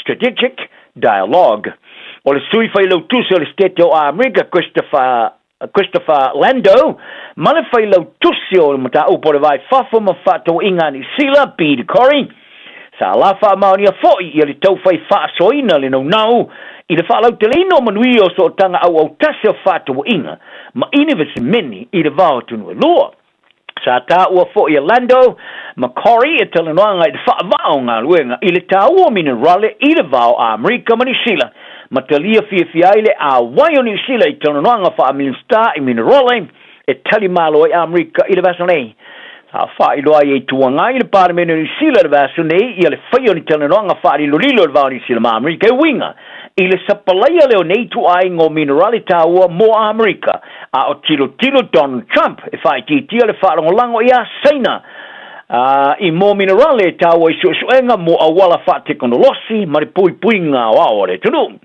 sa tala no foi suia malo I lua ma wha soa I ni sini au tu o ne ngāru lue wha tasi lea ma moto o le Pasifika e langangai lo lato le lei le vave maufututu na I mai wha lave tupu ma lo lato lau o lola o fai loa se feito ai nga I ai o lato tangata sa whanu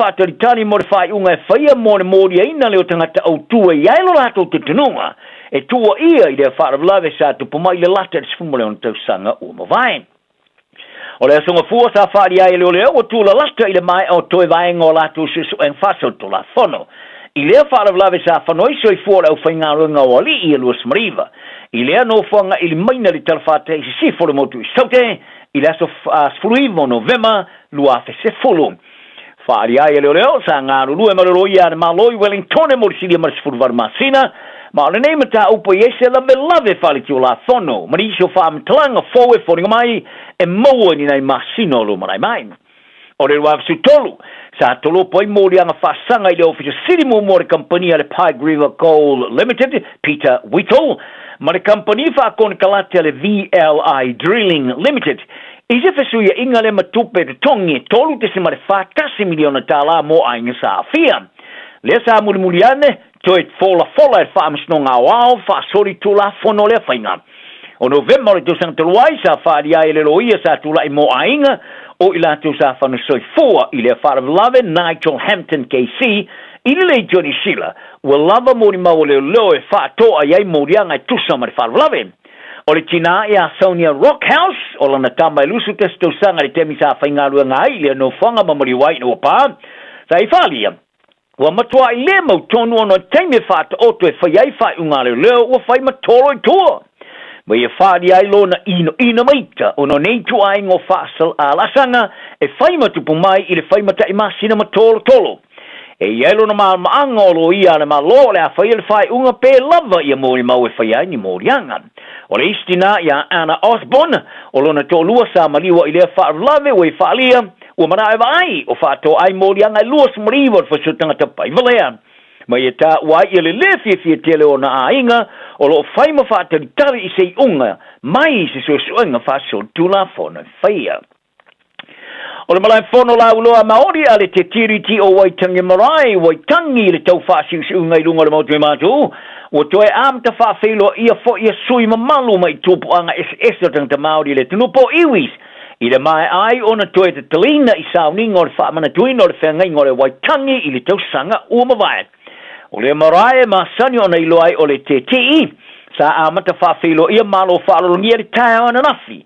le tasi o whaafilo inga se furuma le tasi e mua mota le malo ai ira vaso nei o sao ningo le ni esa ta o tele le kali na ni sila o le tai ko vana sila o ni sila sinti kiro sa whaafilo ialo ia fo ile marai le sunanafi o te iulo pati le leipa ma le green sa ia ile no whanga o le marai le sunanafi e whailo fo ile tu whatasi wha moe moenga e whaipa anga whatasi se whainga malo so whatasi o le aso wharailo le vaso nei, ia le aso whaamanato o le whengainga le waitangi, e pe o na aveai maso malolo o ni sila o sui o le malo, sui vala ulia whaapito ma sui o malo ma iatunui whafoi ni sila nei, o le anga i foi le malaila au loa mo le sauninga whaapito e whaia ai mo le aso, whaamanato o le nei tu sanga.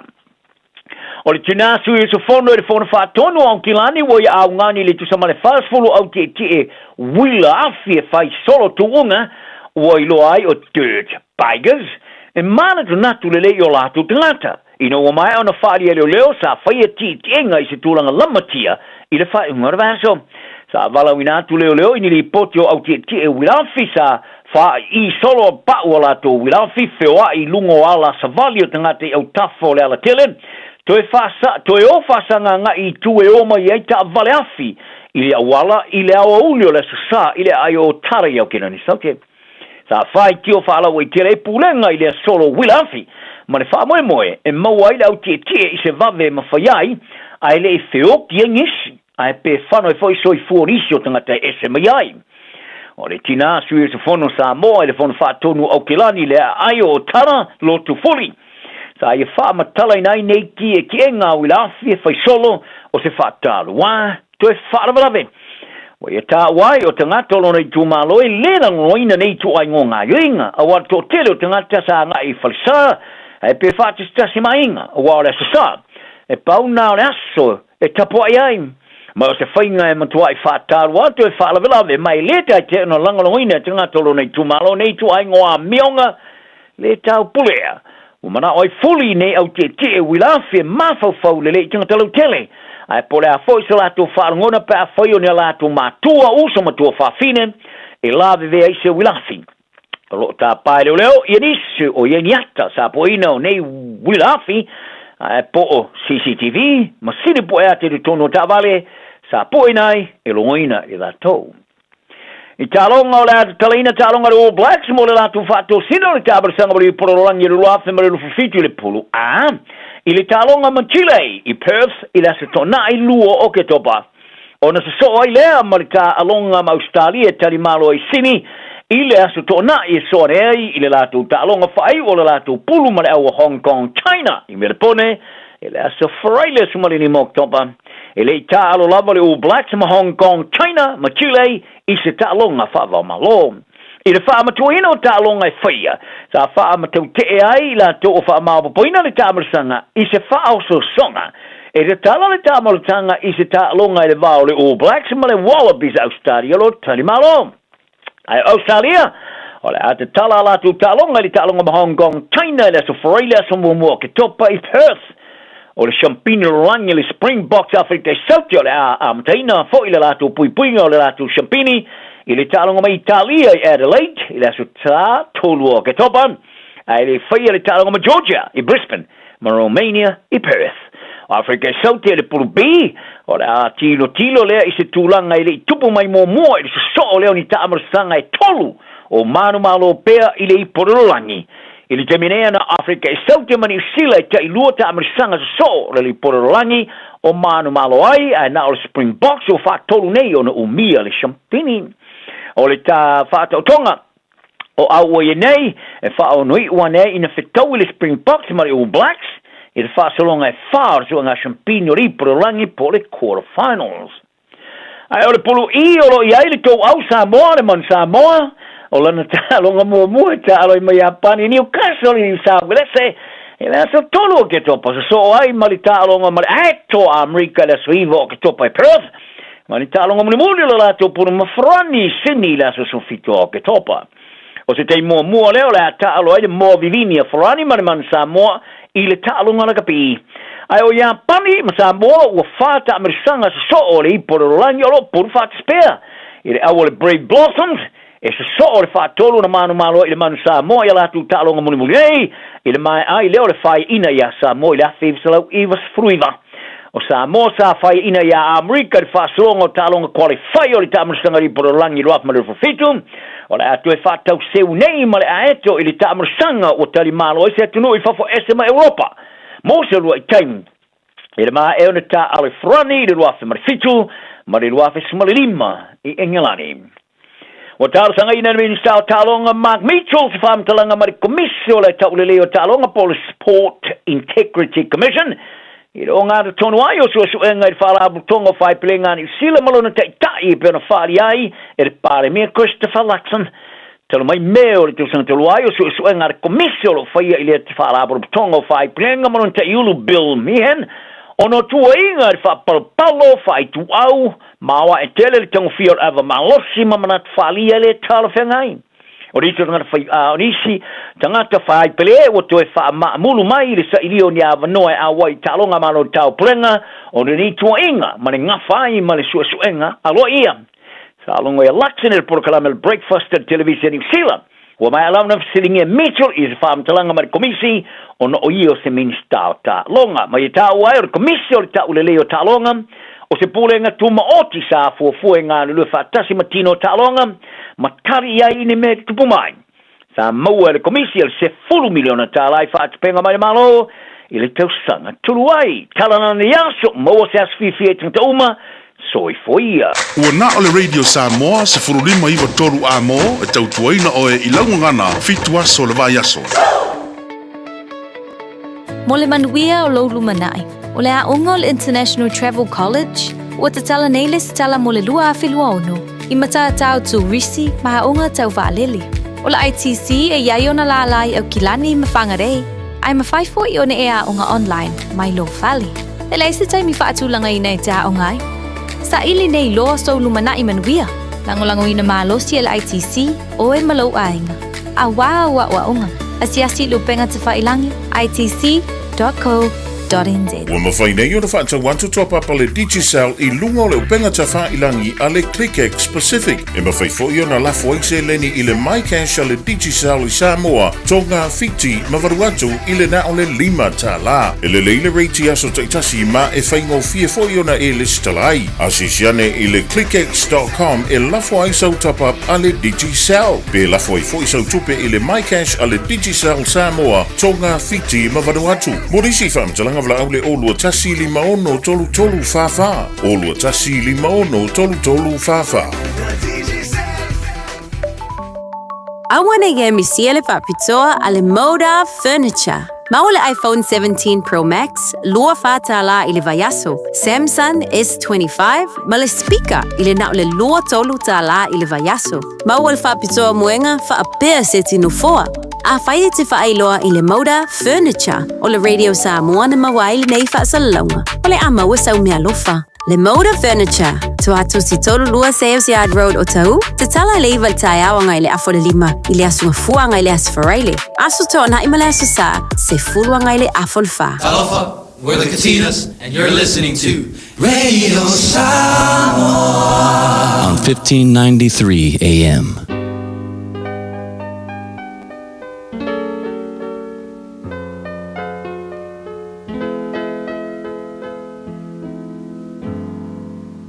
Faitauina le upo le poto no le tautua matavela linga Fusi and Sons Funeral Services i Mangele ma Samoa. I taimi o mawhatianga ma whaanoanoanga ona o le maliu.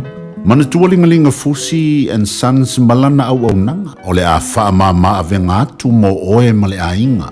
Wala au i le telefoni 255 tolu o fitu.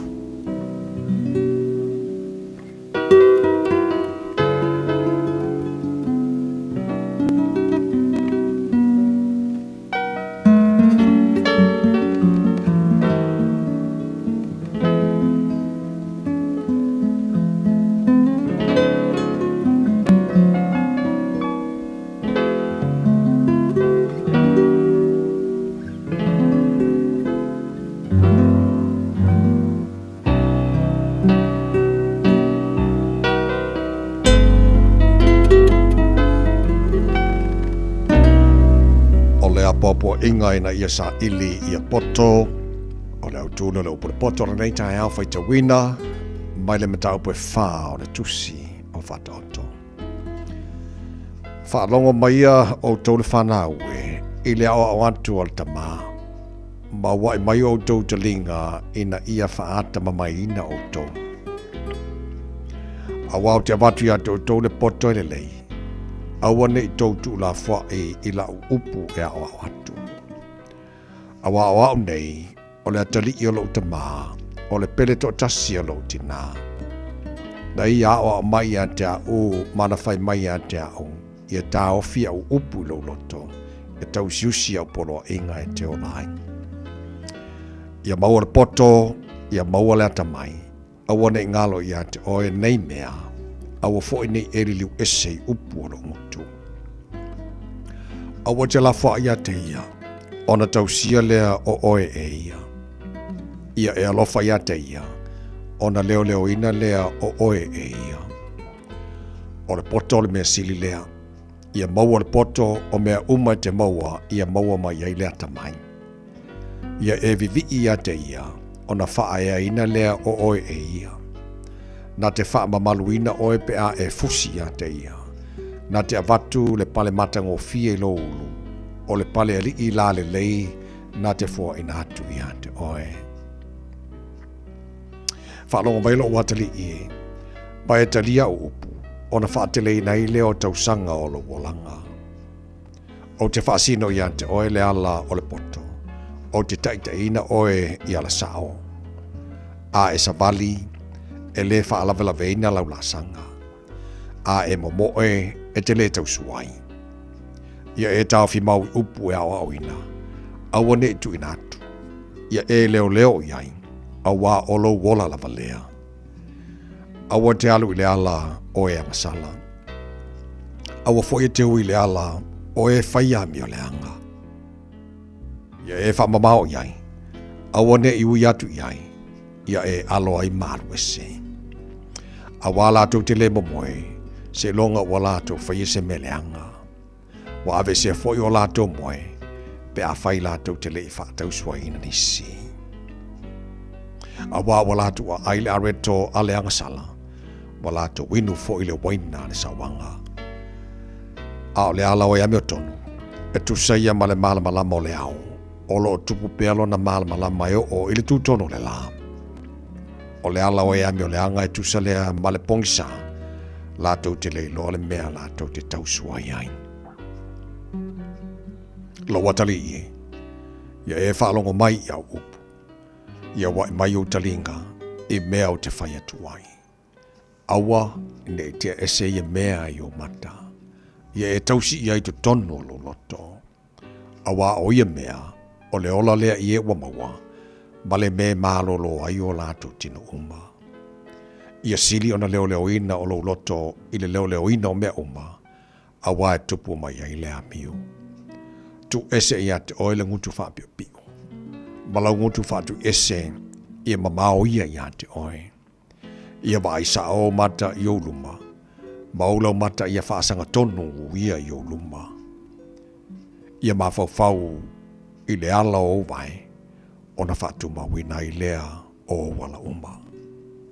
Awane ia whei le tū tamatau, po le tū tauanga vale.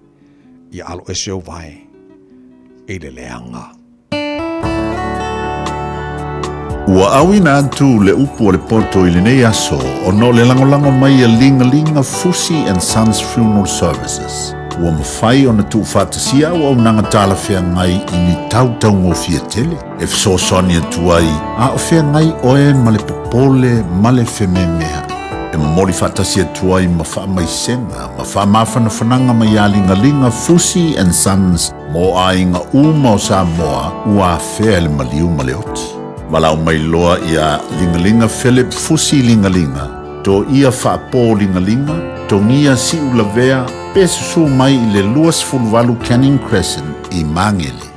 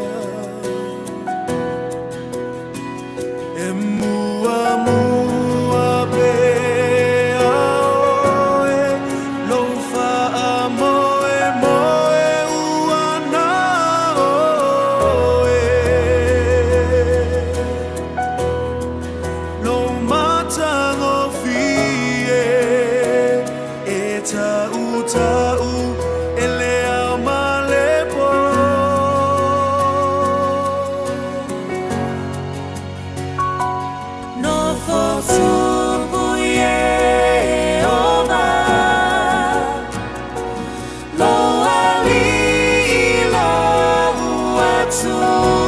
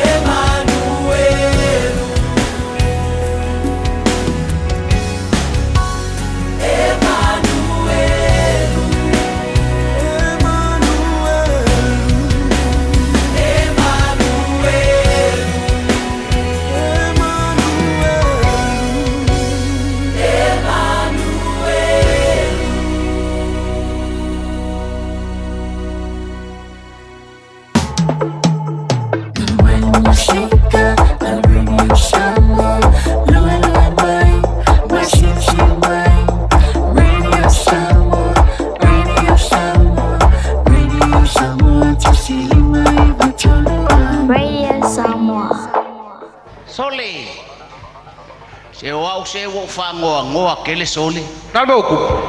Le ai se fai fe au ka ko lo. Sa sole. Wa le va fanga ku fu ka ko. Wa le van ku fu. Wa ko ki ka ku fu ai se mo me de ya. Ai ole me le wo ma fau ya ai. Aluia nga su e mai se fai fe au. De le fa ka yak. Ai si di lo. Wa ki ngo fa ma va lo le mar ka ko ngu. Oi, si di lo. Awa ke oi. Sa pengai. Ta wia ke alu ia le yo ka mali o ka ko ngu. E fai fe au lo ke ro. O e lo. Le fai fe au pa ele pua. Ele si fai fe au ngai wa makua. E au nga fo mol ka ko a inga lok. Ya. Alu ia ke ro ka ngoa. Ya, se karsa. E pa kama. Se le fa ko ya inga le e au nga lava o se ele e se tangata e valen fai ele tua. E au nga tangata uma. Yo ole ke kala ngoa. Ai sininga sa o ke alu ai fa kanga ka makua. Alu ia yo. Ngofo wa umanga o nga fa fai fe au. Fa au. Yang sawale ngofo ya kongolong fale. Ya la walu yai. Alu yai. A fa ingkang ko mai le o ke la yai. E avaku sama sua ma. Alu ya oi ke ro kala ngo mal ko inga ama ko fa kadiak. E kilo mai o kanga ka makua. Ya sa fo ya. Ya manguya la wal. Ya manguya la ka po inga. Talofa. Malole soi fuak bakulau. Talofa. Yo e family aku o sori valea ka fa o kan palau. Ya fai. Kalau tengah so sesi o mai nei mau tengah wen. Ya sa. Malole soi fuak malange mbamale. Talofa. Maleka ere. Ya, sao nói ya pese. Ele ai bo sau e fa maluluak. E malie ele fa marulu ni sine ai pai pa foi nei ma e marulu ho yai. Sa mol e ya o fa malulu ala o sa wa do fa ma fang fanga. Ka kai ya. O le ala wo sau o le fa le ko fa o fe o yai finga ngalo a fe foi ngai mo yang po. Ai au mai so finga ngalo o lo fa kali le mako ai ngalo ku. I se fai fe au. I se fai fe au. Oi e la to fai fe au ko ai. E la ko o fai fe hour ko ainga.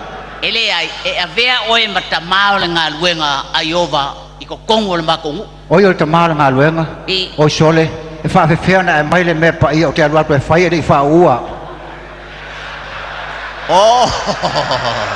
Ele fa ua o le te aonga ko lisi e yo te me fa ua.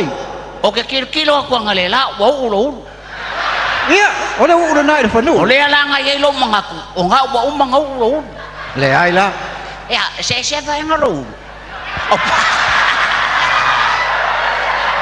Ya, wakako kilo ngela e mol kangaka e pelo. Lele wakula. Sorry. Hey. Wale ai foi mangyong nifo. Sorry. Ola ma ole sa foi. Dei ngo sau e fa ali lo kula i ruma. Ya mai lo pulo. Al wese lo ama fonua.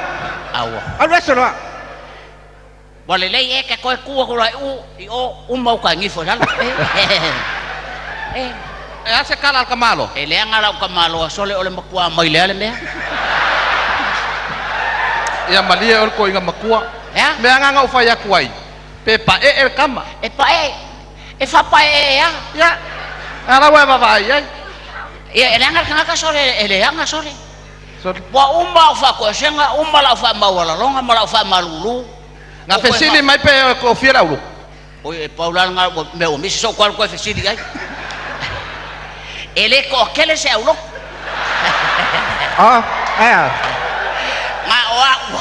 Nga wa ka mama kuo mba ko ekalesia. Marka mai ka mai kiki fa vale vale ala le mba ke ai. Yo. Oral kong kakia fa pe. Kakia. Ora pe fa wal mba ko akumwa le mba fo fa. Pa wa bingol kama. Ai sawia lela ambai perfect fa ore Ya lele. Kalau fa. Malo le soifua. Alo le soifua wo fa longo sa ili se kamao nga ruenga ko ngu. Yoi. Pe le ala nga lo wo mai. O la wo fa ka ni mali ma ko ngu. Ai kawa kuia. E ko keles ko alo. Ko kele. Ko fia. E ko kele ma ko ro. Ora se ko kele o ya. E ke sila fia. Wa ko ulu la lo ko ke lo ka ngifo. Ile me dia. Ise me fa pe. Ya. Ha? Awange ke kengar finga ngalo la. Ele ke le fa ya ko olea. Ele ke va pe ko fie se ko wa lo. Ele ke manga o fa ko ke le la lo ka ngifo ilano le dia. Ai pa su ma ya ka wa ku. O nga mawai la ia. Ia lele. Wo or kai mi ole. Su ma ko lo. Ma ko lo ku mane. Oi a ko ke le. Caro fai. Wo kai me o. Ole nei to tele fanu se ese malelotoa. Sa. Io ole a avea la wa malie no to no e avea o maleo leo mamboe. Ole ole me nga le ngu wa wa fa ya o masu yo le ai nga lok. O ai tamalea. Fea. Lea. Ki a kongo. Oi caro para usunga que a kongo. Si suma ya la usunga que a kongo. Caro. O makua ko que a kongo. O le aso le nei o le aso na faia iova. Ele o se aso na faia e tangata. Ele o se aso fa deta. O le aso pei se fa fardea. Woto poto mai ile tai se fulta la. O mea ia na fai mai ai le wa tofa o me se fulu ai mea. Yo a toma taulanga. Mea ia fai mai ai le mareko. Sao? Sao?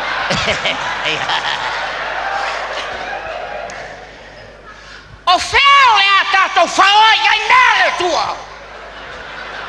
Le alau tali. Ave a tato. Ha? E ave ma tato. Ngoi? Ole ngoi ma le fao mea. Yo ole a tau fao a mea le tua na mai e tau te. Ya. Sao? Ha? Sao? Tau te o lai. Yo ai lo fa pa fa me sao ko ki nga sao le kongolo. O ngifo. Yo. Bele lo ai le tangata le fa tau ya fionga le. Na le ai matoto, ai manofo, ai sabali. Yo.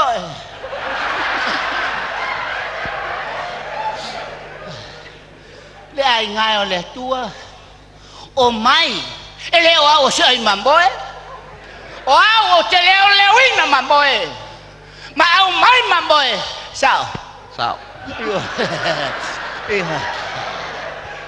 Ina ia fa lata mamboe ma sela lata fulfulu. Yo. E sele ave fea. O fea sele ma ade ai. Fa ia ma moi.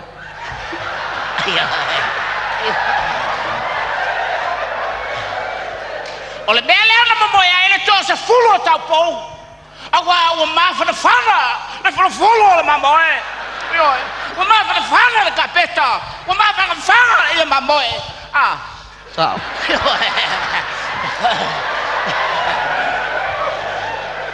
Yo. Ona foi mai lea o mamboe le sto se fulu. Ai savali vale le sto se fulu. E sele fulu mamboe. Yo, sao? Le la. Kawa o lo sao.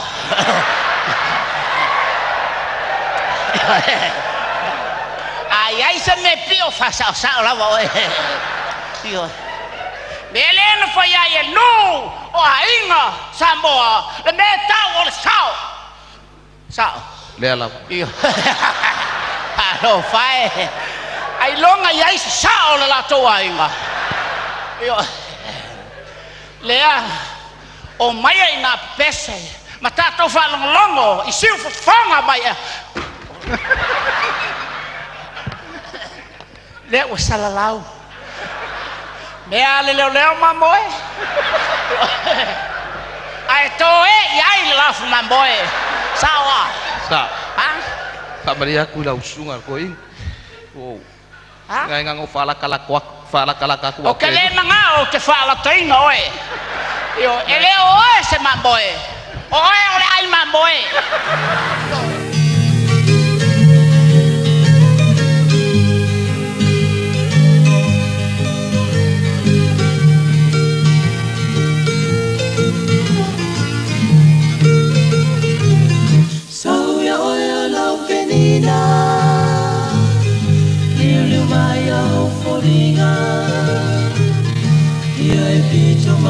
tuole masina se isulungiorita le fetu planeta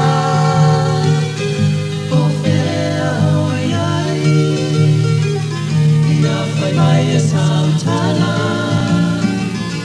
pena etawane ai oi uasenga noe fati loa lofa ya oi hani oi ni fuos loa lofa fai lea mamai o no uola fa pena o esunga le amatanga o mafafawa o le a umana vale tausana ai le ai masei unga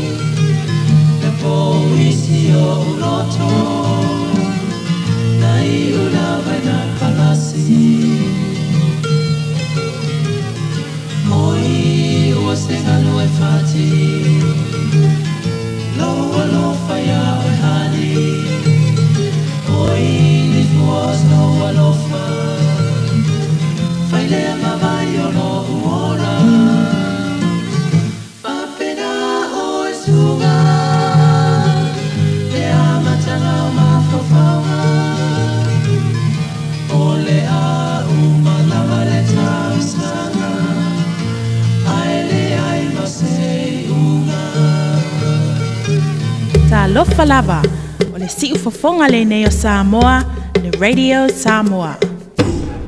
Got something unusual to get rid of? E-waste or a hazardous or random item? Don't just chuck it in the bin. Find out where it goes at aucklandcouncil.govt.nz/where it goes. Tāmaki Turiki. All together, Auckland. Hey, don't be that guy or that auntie ignoring a sore throat. This isn't just some drinks and lemon tea in your sweet situation. Untreated sore throats can lead to rheumatic fever. Nobody wants that for their family, eh? Go get your Pepe's sore throats checked at your GP, school nurse or pharmacy. It's quick, easy and most importantly, free.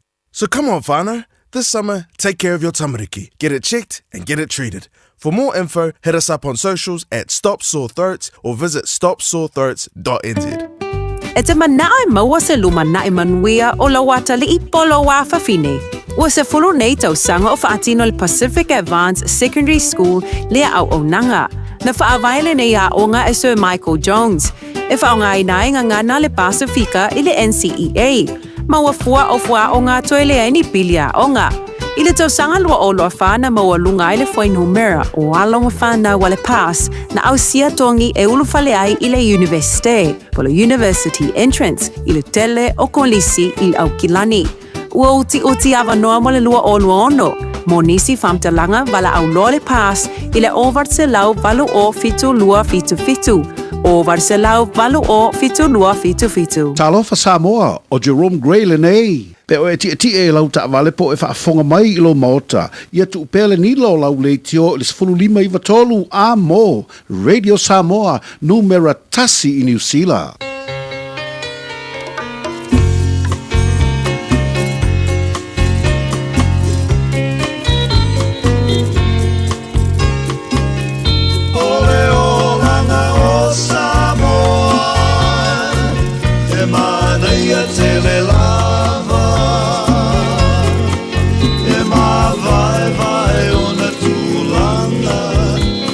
Soifua mai o tangata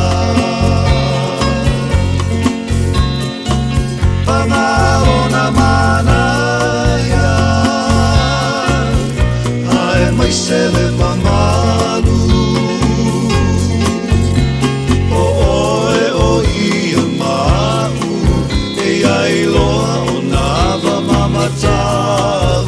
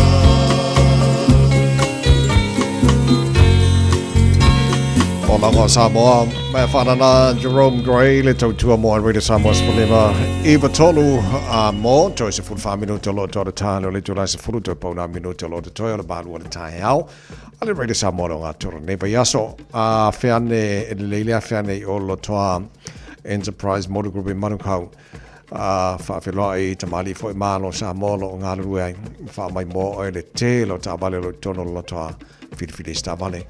O le nei fo yaso on sunga ia au kuso fia le lei mai le Enterprise Motor Group i Manukau ma le tātu li pote le fo i tai au kuso whaftai mo te mi nei tai au malo le sui fo monia ia malo fo le e usu ia ki le au sunga le au ia malo fo tau wa tai e tai au nino ia Marole so po mau marole langi mai lo sunga lewa. Ma no fa te foi mo le fa no mai taimi nei tai au ka manga ya mai ka ngi ka au yo ke mi foi a mai mo ai le tu te lo ta vale tono lo to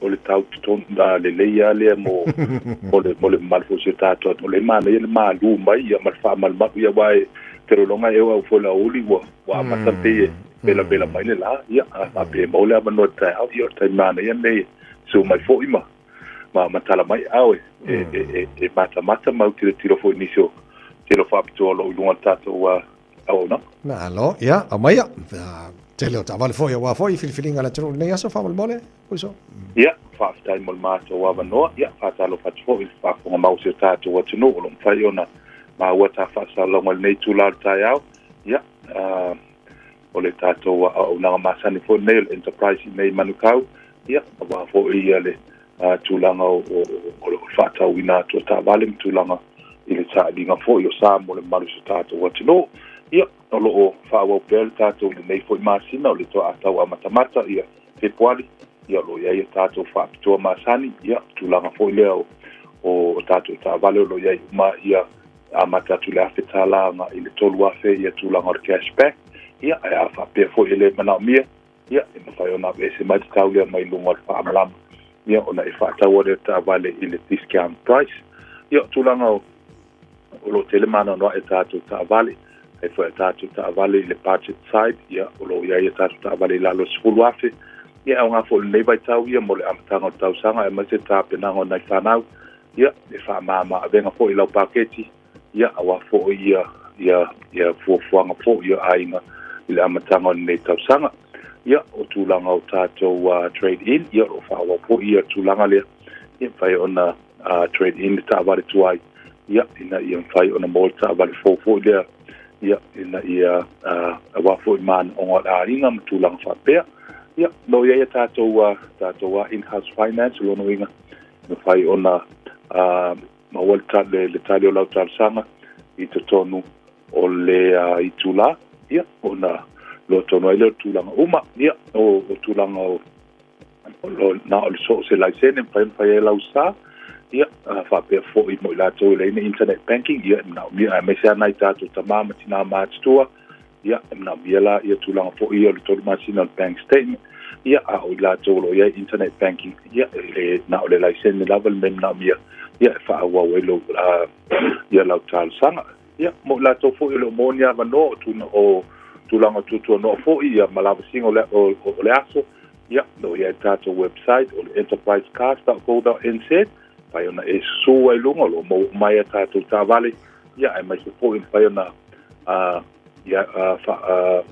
Matamelo Finance ia pai Matamelo Finance lunga tato website na o ta vale uma lava lo ia le link ia e fai mai ia lau finance ia monisi fa matalanga ia tulanga masani pai ona e su mai tato address o le 5 nei Grace Half Road i Manukau ia fai ona e vidi mai fo tato numera o le o Barcelau ono tasiono fata sivalu o Barcelau ono tasiono fata sivalu ia lo mato ngalue ma le sunga le lipule ia Terry Coon tamafo ia tawo papo ia mato au ona nei ia fai ona mato soso ani atu inisi fo ia vaenga ia mai fo tau sa lia sa ia mo nai tato ai na le fo vai tau ia fasta tele la sunga le ai ia wao ia mo mato wa vanoa ia manu tele na fo ia fai valo flima ia to ngole nei yaso ia lo fangia le tua tapo inga mausi tato watunu tato e felo ai fo se mala mo mo le lo famaleanga le tua ia fasta mo mato wa no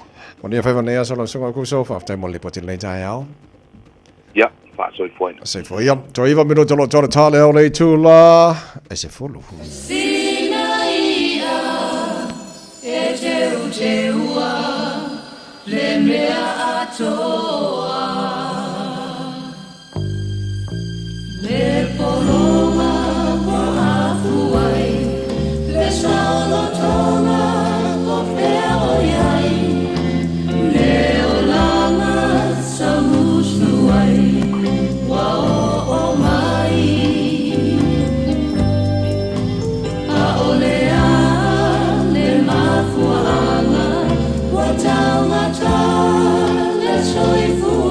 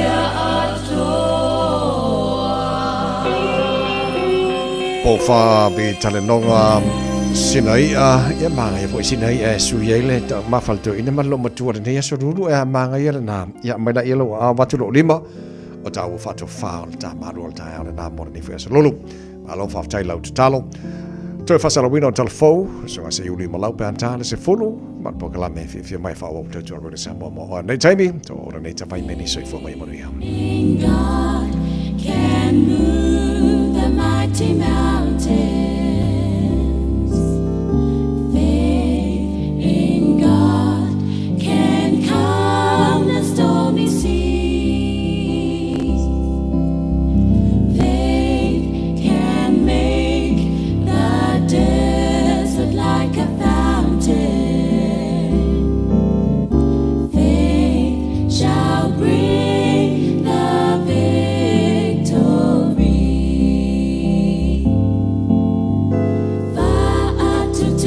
Tua mafaya na si iti ay maunga fa atutuele tua e fa manu inaile sami e mafaya ona liwa toa fa mafaya puna e mawe fo le manu malo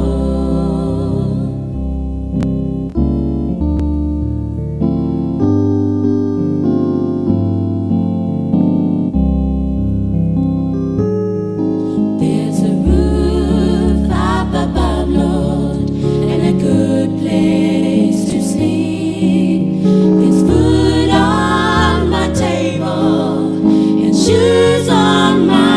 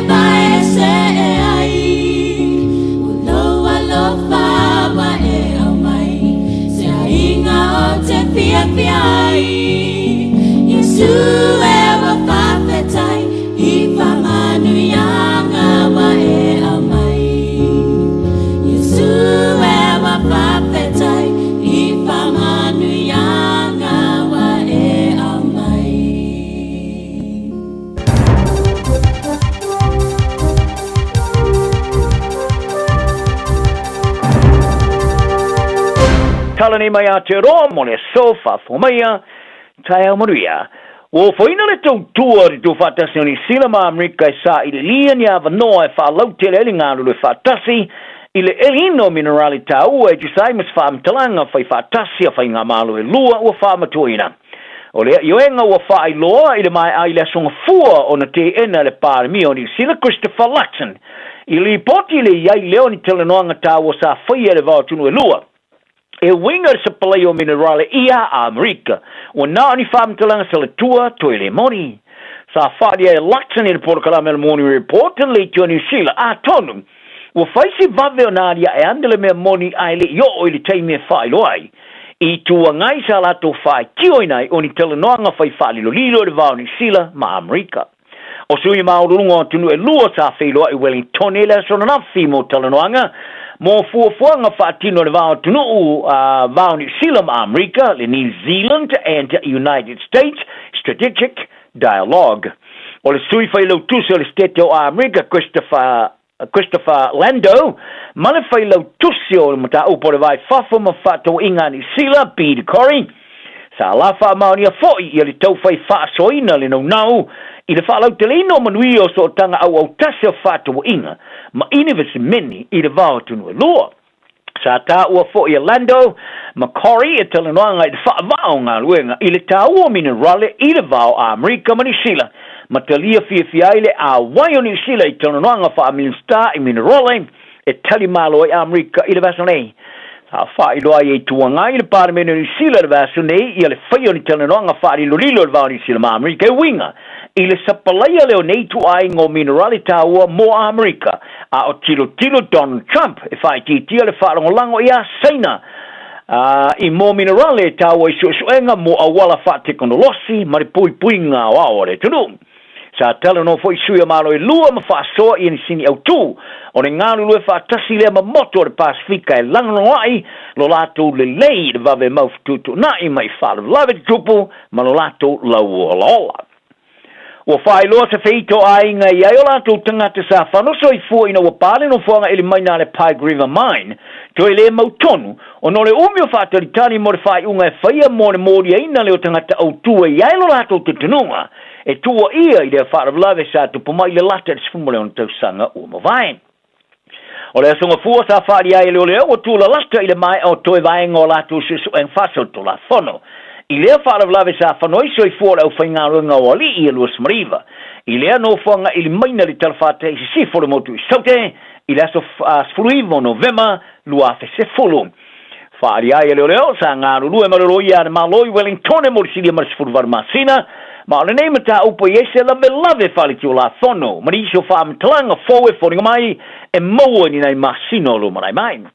O le wafsu tolu, sa tolo poi mori anga whasanga i le officer city mo le company le Pike River Coal Limited, Peter Whittle, ma le company whakone kalate le VLI Drilling Limited. Ise fesuia inga le matupe te tongi tolu te sima le whakasi miliona tala mo ainga sa afia. Le sa muri ane, toi fola e whaamisno ngā wao, whaasori tula fono le whainga. O November le tusang teluai sa whaaria i le loia sa tula i mo ainga, o ila tu sa whanu soi fua i le wharavlave Nigel Hampton KC i le Johnny Sheila ua lava mori mau leo leo e whaatoa iai morianga i tusa ma le wharavlave. O le tina i a Sonia Rockhouse o lana tamba i lusu testo sanga le temi sa whaingarua ngā i le no whanga mamori wai no pa sa i whalia. Ua matua i le mau tonu ono teime whaata oto e whaiai whai unga leo ua whai matoro i toa. Ma ia whaari ai lona ina maita o no neitu ai ngō whaasal a lasanga e whaimatupu mai i le whaimata i masina ma tolo. E iai lona maanga o lo ia le malo le a whai le whai unga pe lava ia mori mau e whai ai ni mori anga. O le istina ia Anna Osborne o lona tōlua sa maliwa i le whaarlave o i whaalia o mana e vai o whaato ai mori anga i luas mariwa o whasutanga tapai valea. Ma ia tā wai i le fia tele o na ainga o lo whaima whaataritari i sei unga mai i se suenga whaso tula whona whaia.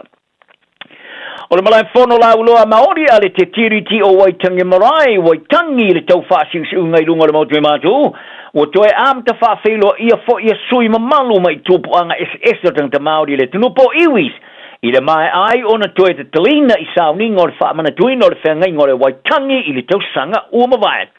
O le marae masani o nei loai o le TTI. Sa amata whawhilo ia malo whaalolongia le tae o nafi. Le tasi o whawhilo ingo whawhilo inga se furuma le tasi e mua mota le malo ai ira vasonei o sao ningo le ni asa ta o tele le kali na ni sila. O le tai ko vana sili o ni sila sinti kiro. Sa whawhilo ialo ia fo i le marae le suna nafi.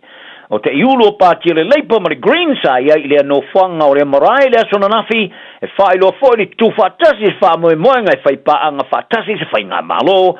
So whatasi. O le aso wharailo le vaso nei, ia le aso whaamanato o le whengainga le waitangi, e pe o na aveai maso malolo o ni sila o sui o le malo, sui vala ulia whaapito ma sui o malo ma iatunui whafo i ni sila nei, o le anga i at fo i le malae la uloa mo le sauninga whaapito e whaiai mo le aso, whaamanato o le nei tu sanga.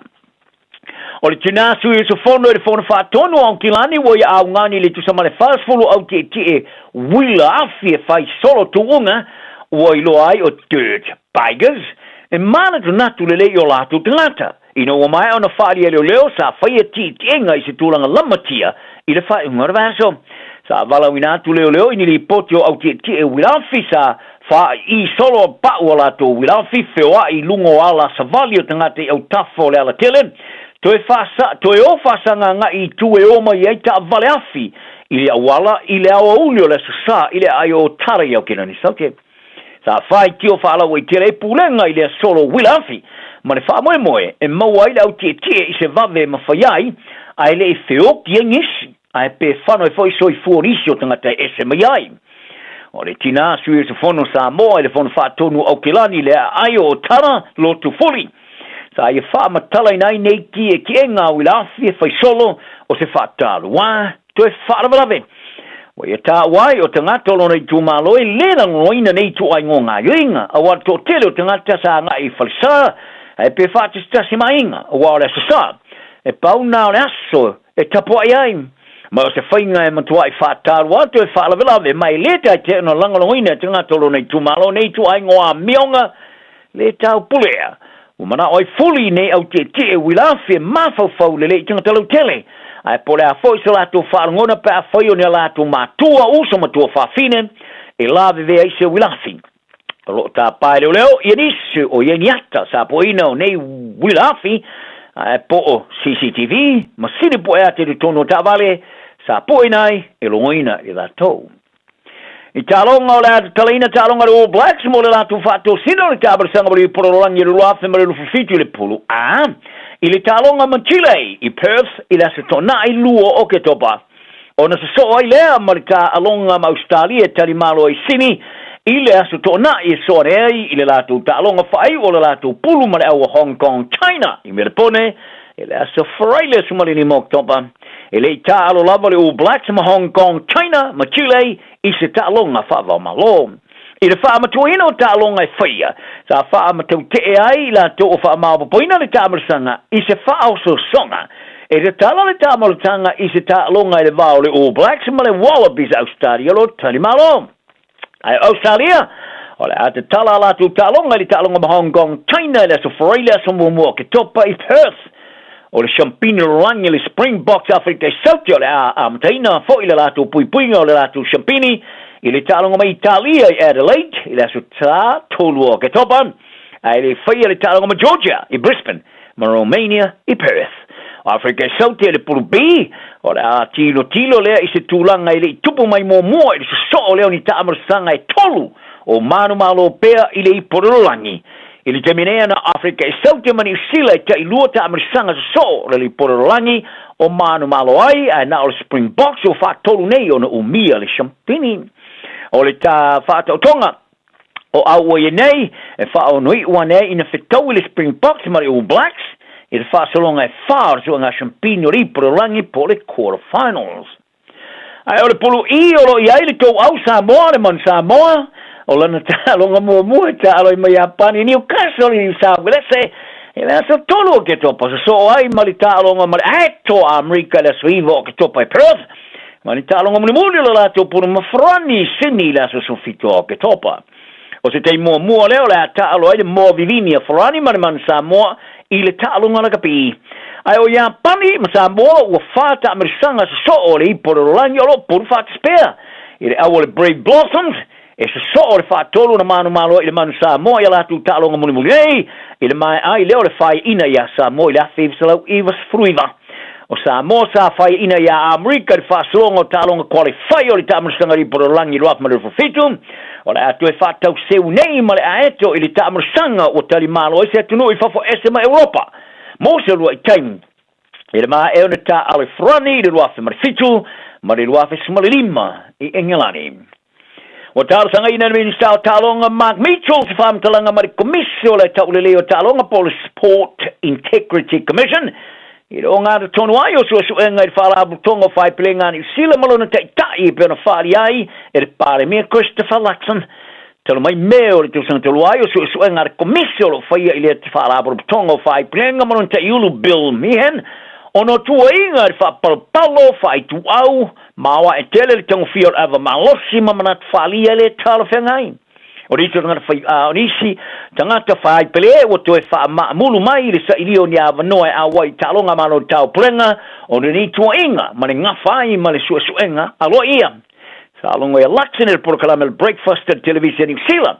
Wa mai alamna fsilinge Mitchell is whamtalanga mari komisi ono o io se minstau ta longa. Mai tau ai o komisi o le tau le leo ta longa o se pulenga tuma oti sa fuafue ngā lulu whatasi matino ta longa ma tari ai ine me tupu mai. Sa maua le komisi o se fulu miliona ta lai whaatpenga mai malo i le tausanga tulu ai. Talana ni aso maua se asfifi e tangta uma soi foia. Baby, lomaki! Hey, hey! Oh!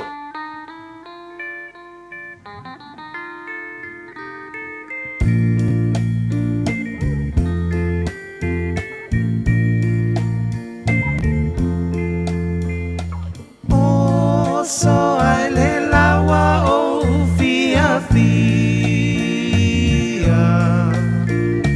mana tua le o ti o te talia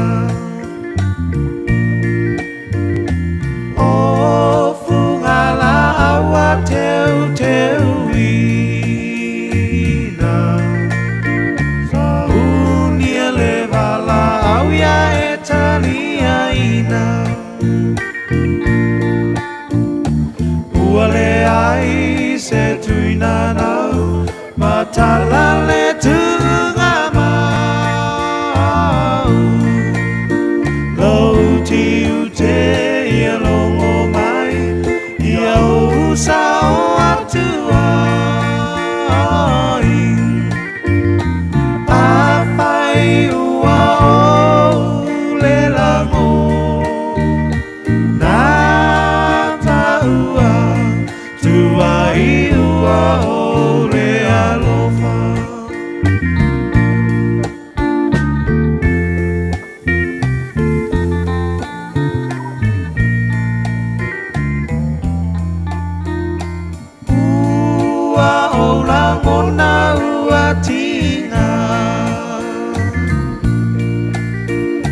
Tango fatasi pua-puanga Elena o ita